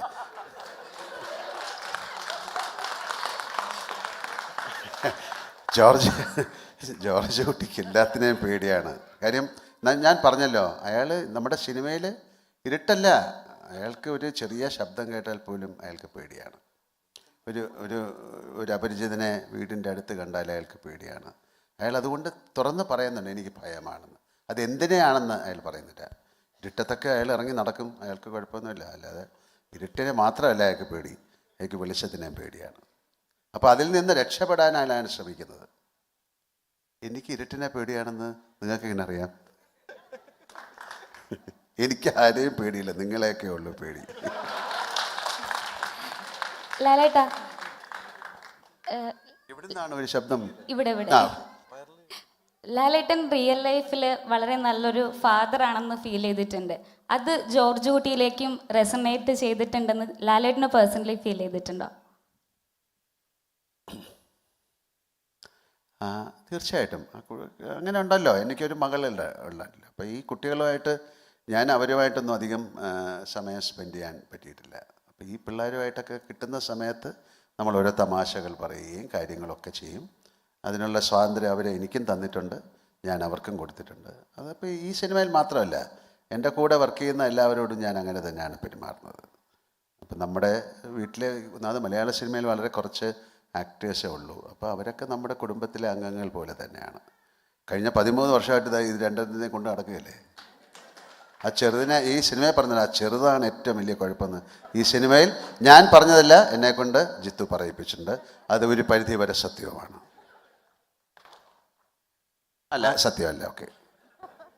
ആൻഡ്രൻ ചേട്ടൻ ഈ നമുക്ക് തോന്നുന്ന ആൻഡ്രൻ ചേട്ടൻ്റെ സിനിമകൾ ഏറ്റവും കൂടുതൽ നിർമ്മിച്ച സിനിമകളിൽ ലാലേട്ടനും ഇവർ രണ്ടുപേരുമാണ് ജോഡിയായിട്ട് എപ്പോഴും വരുന്നത്. അത് ഒരു ഭാഗ്യം തെളിയുന്നതാണോ അതങ്ങനെ സെലക്ട് ചെയ്യുന്നതാണോ? ഈ 2 ജോഡികളാണ് ആൻ്റണി പെരുമ്പാവൂരിൻ്റെ സിനിമകൾ ഏറ്റവും കൂടുതൽ ജോഡികളായിട്ട് വന്നിരിക്കുന്നത്. അല്ല, എൻ്റെ സിനിമയിൽ ആദ്യം മുതലേ അങ്ങനെ അഭിനയിച്ച് വന്നു. ദൃശ്യം എന്ന് പറഞ്ഞൊരു സിനിമ ഉണ്ടായപ്പോൾ സ്വാഭാവികമായിട്ടും ഞങ്ങളുടെ സിനിമകളുടെ കൂടുതൽ അഭിനയിച്ച ആളായി. അപ്പോൾ ആദ്യം മുതലേ അങ്ങനെ സെലക്ട് ചെയ്തതല്ല, അതൊരു ദൈവാനുഗ്രഹം കൊണ്ട് ഞങ്ങളൊക്കെ അത്ര സ്നേഹമായി ജീവിക്കുന്നതുകൊണ്ട് അതങ്ങനെ കണ്ടിന്യൂ ചെയ്യാൻ പറ്റുന്നു. അപ്പോൾ ഈ 4ഉം 5ഉം 6ഉം ഒക്കെ നമ്മൾ ചെയ്ത് പോകുന്നുണ്ടെങ്കിൽ ഭാഗ്യം കിട്ടിയാൽ, അല്ലെങ്കിലും ഇതുപോലെ പറ്റുന്ന സിനിമകളിൽ തീർച്ചയായിട്ടും അഭിനയിക്കും. മീന മാമും ലാൽസാറിൻ്റെ കൂട്ടത്തിൽ ആശീർവാദിൻ്റെ പടത്തിൽ അഭിനയിക്കും. അപ്പോൾ തീർച്ചയായിട്ടും കൂടുതൽ ചിത്രങ്ങളുണ്ടാവും. അത് കാരണം അതിന് കാരണം കൂടുതൽ സൗഹൃദങ്ങളാണ്. അപ്പോൾ അതും ഒരു പ്രധാന കാരണമാണ്. ആന്റണി ചേട്ടാ, ഇന്ത്യയിൽ തന്നെ ഏറ്റവും കൂടുതൽ, അതായത് ബുക്ക് മൈ ഷോയിൽ ടിക്കറ്റുകൾ വിറ്റഴിഞ്ഞു, അതായത് ബുക്ക് മൈ ഷോ തുടങ്ങി 1 മണിക്കൂറിൽ ഏറ്റവും കൂടുതൽ ടിക്കറ്റ് വിറ്റ് പോയത് എമ്പുരാനായിരുന്നു. നാളെ 9 മണി തൊട്ട് 10 മണി ആകുമ്പോഴേക്കും ദൃശ്യം 3 അടിക്കുമോ? അല്ല, ഈ ഓരോ ചിത്രത്തിന് ഓരോ, ഇപ്പം ഞാൻ മനസ്സിലാക്കുന്നതാണ്. അപ്പോൾ ഒരുപാട് പേര് സിനിമ വിതരണം ചെയ്യുന്ന സമയത്ത് ഓരോരുത്തർക്കും ഓരോ രീതികളുണ്ടാവും. എമ്പുരാൻ ചെയ്ത സമയത്ത് അതുപോലെ 1 മണിക്കൂറിൽ സംഭവിക്കണമെന്ന് വിചാരിച്ചായിരുന്നു അതിനെ അങ്ങനെ വച്ച് ഒരു സമയത്ത് പുറത്ത് പറഞ്ഞ് ഒറ്റയടിക്ക് ഒരു സംഭവം ഉണ്ടാക്കി, ഒരു ബ്ലാസ്റ്റ് ചെയ്യുന്ന പോലെ ഒരു സംഭവം ഉണ്ടായത്. ദൃശ്യം എന്ന് പറയുന്ന സിനിമ നമ്മൾ 10-11 ദിവസം മുൻപാണ് ഇതിൻ്റെ റിലീസിന്, 11 ദിവസം മുൻപാണ് ഇത് ബുക്ക് മൈ ഷോയിൽ ഇത്, അല്ലെങ്കിൽ ഇത് ഓൺലൈൻ, ഇത് ആൾക്കാർക്ക് ബുക്ക് ചെയ്യാൻ പറ്റുന്നത്. സ്വാഭാവികമായിട്ടും അങ്ങനെ ഒരു കാര്യം നമ്മൾ വിചാരിച്ചിട്ടില്ല. അങ്ങനെ സംഭവിക്കാൻ വേണ്ടി അല്ല ഇത് ചെയ്തിരിക്കുന്നത്. ഇത് ഓരോ ഷോസും ഫുള്ളായി, എല്ലാ ഷോസും ഫുള്ളായി കഴിഞ്ഞ് അടുത്ത ദിവസവും നേരത്തെ ടിക്കറ്റ് എടുക്കാൻ പറ്റുന്നൊരു സംവിധാനത്തിലേക്ക് കൊണ്ടുപോവുക എന്ന് പറഞ്ഞാൽ ആദ്യമായിട്ട് ചിന്തിച്ചിട്ട് ഇതിക്ക് മുൻകാലങ്ങളിൽ ഞാൻ കണ്ടിട്ടില്ല. അപ്പോൾ അത് ഞങ്ങളൊരു പരീക്ഷണം നടത്തുകയാണ്. അപ്പോൾ അത് ചിലപ്പോൾ ദൈവാനുഗ്രഹം ഉണ്ടെങ്കിൽ, ഇപ്പം തന്നെ ശരിക്കും നമ്മൾ ഓൺലൈനിലൊക്കെ കാണുന്നത് 3 കോടി രൂപയുടെ ബുക്കിംഗ് കഴിഞ്ഞു എന്നാണ് അറിഞ്ഞിരിക്കുന്നത്. അപ്പോൾ നമ്മൾ റിസർവേഷൻ സ്റ്റാർട്ട് ചെയ്തിട്ടില്ല. അപ്പോൾ അത്ഭുതങ്ങൾ സംഭവിക്കട്ടെ. അങ്ങനെയുള്ള റെക്കോർഡ്സുകളെല്ലാം നമുക്ക് ചേർന്ന് നിന്നുണ്ടാക്കാം, ആശീർവാദത്തിലൂടെ ഉണ്ടാക്കാൻ നമ്മൾ ശ്രമിക്കാം. Okay, thank U. Jith sir, normally ഒരു ചിത്രം ചെയ്യുന്ന സമയത്ത് ഈ പറഞ്ഞ പോലെ കഥാപാത്രങ്ങൾ പ്രേക്ഷകൻ സ്വീകരിക്കുക എന്ന് പറയുന്നത് ചെറിയൊരു കാര്യമല്ല. അപ്പം ദൃശ്യം ഫ്രാഞ്ചൈസി നോക്കുമ്പോൾ തന്നെ എല്ലാ കഥാപാത്രങ്ങൾക്കും പ്രേക്ഷകൻ്റെ ഉള്ളിൽ ഒരു ഇമോഷൻസ് ഉണ്ട്. അത് ക്രിയേറ്റ് ചെയ്യുക എന്ന് പറയുന്നത് ഒരു ചെറിയൊരു പ്രോസസ്സല്ല. എത്രത്തോളം ടഫാണ് ഇങ്ങനത്തെ ഒരു കഥാപാത്രങ്ങൾ അല്ല പ്രേക്ഷകനിലേക്ക് എത്തിക്കുക, അല്ലെങ്കിൽ ഇത് പ്രേക്ഷകനെ കൺഫ്യൂസ് ചെയ്യുക? ഒരു നോർമൽ ഹ്യൂമൻ ബീയിങ്ങിനെ സംബന്ധിച്ച് ആരുടെ പക്ഷത്താണ് നിൽക്കുക എന്ന് പറയുന്നത് അത് പ്രേക്ഷകനെ കൺഫ്യൂസ് ചെയ്യുന്ന ചെറിയൊരു പ്രോസസ്സല്ല. ആസ് എ മേക്കർ എത്രത്തോളം ടഫാണ് ഓരോ ഫ്രാഞ്ചൈസി ഇങ്ങനെ ക്രിയേറ്റ് ചെയ്യുമ്പോൾ? നല്ല ടഫാണ്. കാരണം എന്ന് വെച്ച് കഴിഞ്ഞാൽ നമ്മൾ എല്ലാ സിനിമയ്ക്ക് സ്ക്രിപ്റ്റ് എഴുതുമ്പോഴും ഇതേ ഒരു മൈൻഡ് സെറ്റിലൊക്കെ തന്നെയാണ് നമ്മൾ സ്ക്രിപ്റ്റ് എഴുതുന്നത്. എല്ലാ ക്യാരക്ടറും, ആ സിനിമയിലെ ക്യാരക്ടറെല്ലാം അതുപോലെ വെൽ റിസീവ്ഡ് ആകണം എന്ന് കരുതി. എപ്പോഴും അത് വർക്കൗട്ട് ആവണമെന്നില്ല. പക്ഷെ ദൃശ്യത്തിനൊരു പ്രത്യേകത എന്താണെന്ന് വെച്ച് കഴിഞ്ഞാൽ ഈ കഥയ്ക്കൊരു യൂണിവേഴ്സാലിറ്റി ഉണ്ട്. ഇത് എല്ലാ വീടുകളിലും ഉള്ളൊരു സംഭവമാണ്. ഒരു അച്ഛൻ മകൾ റിലേഷൻഷിപ്പ്, അല്ലെങ്കിൽ ഒരു അച്ഛൻ കുടുംബത്തിന് വേണ്ടി ഇത് ചെയ്യുന്നു. അപ്പോൾ സ്വാഭാവികമായിട്ട് ഓപ്പോസിറ്റ് ഒരു തുല്യ പ്രാധാന്യത്തിൽ അപ്പുറത്തൊരു ഫാമിലിയുണ്ട്. അതും നമ്മുടെയൊക്കെ എന്താ പറയുക, റിയൽ ലൈഫുമായിട്ട് ആൾക്കാർക്ക് റിലേറ്റ് ചെയ്യാവുന്ന ക്യാരക്ടേഴ്സാണ്. ഇച്ചിരി എന്താ പറയുക, സ്പോയിൽഡ് സൺ, ആവശ്യത്തിൽ കൂടുതൽ പണവും ഫെസിലിറ്റീസും കൊടുത്ത് അങ്ങനെ പോകുന്ന, അതൊക്കെ നമ്മുടെ സൊസൈറ്റിയിൽ നമ്മൾ കാണുന്നതാണ്. അപ്പം ആ റിലേറ്റബിലിറ്റി ആയിരിക്കാം. പിന്നെ അതിൻ്റെ കൂടെ നല്ല സ്ട്രോങ് ആയിട്ട് ഉള്ള ഒരു കഥയും അതിൻ്റെ ദൈവാനുഗ്രഹം പോലെ നല്ല അതിന് സപ്പോർട്ട് ചെയ്യുന്നൊരു സ്ക്രീൻ പ്ലേയും വന്നു. 1 വർക്കൗട്ടായി. ആ 1-ലൂടെ ഓഡിയൻസ് ഈ ഫാമിലിയെ, 2 ഫാമിലിയെയും കണക്റ്റഡായി. ഒരു ഫാമിലിയോടൊരു സ്നേഹം, മറ്റൊരു ഫാമിലിയോട് അഭിപ്രായ വ്യത്യാസം. പിന്നെ അത് കൊണ്ടുപോകാൻ വലിയ ബുദ്ധിമുട്ടൊന്നുമില്ല. ഫസ്റ്റായിരുന്നു നമുക്ക് അതിൻ്റെ ഒരു ഏറ്റവും ബുദ്ധിമുട്ടുള്ളൊരു കടമ്പ. അത് കടന്നു കഴിഞ്ഞാൽ കറക്റ്റായിട്ട് അതിനെ കൊണ്ടുപോകേണ്ട ട്രാക്കിൽ ആ രീതിയിലുള്ള സ്ക്രീൻ പ്ലേ വർക്ക് ചെയ്താൽ അതങ്ങ് പൊക്കോളും. പക്ഷേ ഒത്തിരി നാൾ പോവില്ല. അതുകൊണ്ട് നമ്പർ പറഞ്ഞിങ്ങനെ പോയിട്ട് കാര്യമില്ല. നമുക്കതിൻ്റെ ഒരു എന്താ പറയുക, ഒരു കെട്ടുറപ്പുള്ളൊരു സ്ക്രിപ്റ്റ് റെഡി ആകുമ്പോൾ മാത്രമാണ് നമ്മൾ അതിനെക്കുറിച്ച് ആലോചിക്കുന്നത്. അപ്പം ടഫ് തന്നെയാണ് അത്. പ്രത്യേകിച്ച് ഫസ്റ്റ് 1-ലായിരുന്നു അത് ടഫ്. ഫസ്റ്റ് 1-ൽ അത് വർക്കൗട്ടായപ്പോൾ പിന്നെ അത് കുറച്ചുകൂടി ഈസി ആയിരുന്നു. മീന മാം ഇവിടെ. മാം, ദൃശ്യം 2 നോക്കിക്കഴിഞ്ഞാൽ മാമിൻ്റെ ക്യാരക്ടറിൽ നിന്നാണ് വലിയൊരു ബ്രേക്ക് ത്രൂ ഉണ്ടാകുന്നത്. കുറേ ട്വിസ്റ്റും കാര്യങ്ങളും മാമിൻ്റെ ക്യാരക്ടറിൽ ഉണ്ടാകുന്ന ആ ഒരു അബദ്ധത്തിൽ നിന്നാണ്. ഇപ്പം ദൃശ്യം 3-ലേക്ക് വരുമ്പോൾ അത്തരത്തിലുള്ള അബദ്ധങ്ങളൊന്നും പറ്റാതിരിക്കാൻ നോക്കിയിട്ടുണ്ടോ? നോക്കിയിട്ടുണ്ട്, തീർച്ചയായിട്ടും നോക്കിയിട്ടുണ്ട്. പിന്നെ എന്താ പറയുക, ഇനിയും വേണമെങ്കിൽ you have to wait till May 21st. അത്രയേ ഉള്ളൂ, അത്രയേ പറയാൻ പറ്റും. അതല്ലാതെ വീണ്ടും ഈ ഒരു ടീമിനോടൊപ്പം അഭിനയിച്ചതിൻ്റെ വിശേഷങ്ങളൊക്കെ ഒന്ന് പങ്കുവെക്കുകയാണെങ്കിൽ. That is always a pleasure, coming back and ഇവരോടൊപ്പം the characters, ലാലേട്ടൻ, പിന്നെ മക്കള്, പിന്നെ എല്ലാവരും the full unit, പിന്നെ ആ വീട് എല്ലാം it's like going back to it's like a reunion പോലെ. വളരെ നന്നായി. It's a very beautiful feel ആണ് അത്. It's always a pleasure to be as Rani and meet George Kutti and പിള്ളേര് എല്ലാവരും. ജിത്ത് സാർ ഇവിടെ സാർ. എവിടുന്ന്? സാർ ഇവിടെ സാറേ ഞാൻ ചോദിക്കാൻ വന്നതെന്ന് വെച്ചിട്ടുണ്ടെങ്കിൽ ഞാനിപ്പോൾ ദൃശ്യത്തിൻ്റെ ഒരു പോസ്റ്റേഴ്സ് എടുത്ത് നോക്കുകയാണ് വെച്ചാൽ 1-ൻ്റെയും 2-ൻ്റെയും 3-ൻ്റെയും പോസ്റ്റേഴ്സ് എടുത്ത് നോക്കുകയാണെന്നുണ്ടെങ്കിൽ അതിൻ്റെ ഒരു ബൈലൈനായിട്ട് കൊടുത്തിട്ടുള്ള ഒരു സംഭവം ആ ഒരു സിനിമയിലെ ഒരു കോറിനെ എടുത്ത് കാണിക്കുന്നത് 1, 2 വെച്ച് നോക്കുമ്പോൾ എടുത്ത് കാണിക്കുന്നതായി എനിക്ക് തോന്നിയിട്ടുണ്ട്. ഇപ്പോൾ 1-ൽ ദൃശ്യം ദ വിഷ്വൽസ് ക്യാൻ ബി എന്താ പറയുക ഡിസീവിങ്, അതുപോലെ തന്നെ ദൃശ്യം 2 ദ റിഡംഷൻ, ഇത് രണ്ടും ആ ഒരു ബൈലൈനെ എന്താ പറയുക സാധൂകരിക്കുന്നുണ്ട്. ഇപ്പോൾ ഈ ദൃശ്യം 3-ൻ്റെ ബൈലൈനായിട്ട് പാസ്റ്റ് നെവർ സെറ്റ് സേസ് സൈലൻ എന്നാണ്. അപ്പോൾ അത് എങ്ങനെ, അതിനെക്കുറിച്ച് ഒന്ന് പറയാൻ പറ്റുമോ? എന്തെങ്കിലും സ്പോയിലർ അല്ല എന്നുണ്ടെങ്കിൽ പറയാൻ പറ്റുമോ? അതിനെക്കുറിച്ച് അധികം പറഞ്ഞാൽ പ്രശ്നമാണ്. ബേസിക്കലി നമ്മൾ ചെയ്തു വെച്ച ഒരു കാര്യം, നമ്മൾ ലൈഫ് മുന്നോട്ട് പോയി, പക്ഷെ അത് പാസ്റ്റിൽ അവിടെ കിടപ്പുണ്ട്. അത് ചിലപ്പോൾ ഫ്യൂച്ചറിലേക്ക് വേറെ എന്തെങ്കിലും ഒരു രീതിയിൽ കണക്ട് ചെയ്ത് വരാം. ഒന്നല്ല, ചിലപ്പോൾ പല പല പ്രശ്നങ്ങളുണ്ടാകും. കാരണം ജോർജ് കുട്ടിയുടെ ഈ ഒരു ഇൻസിഡൻറ്റ് തൊട്ടുള്ള ഇങ്ങോട്ടുള്ള ഒരു ലൈഫിൽ അത് വലിയ കോംപ്ലിക്കേറ്റഡ്, അത് പറയാൻ വലിയ ബുദ്ധിമുട്ടാണ്. It's connected with the past.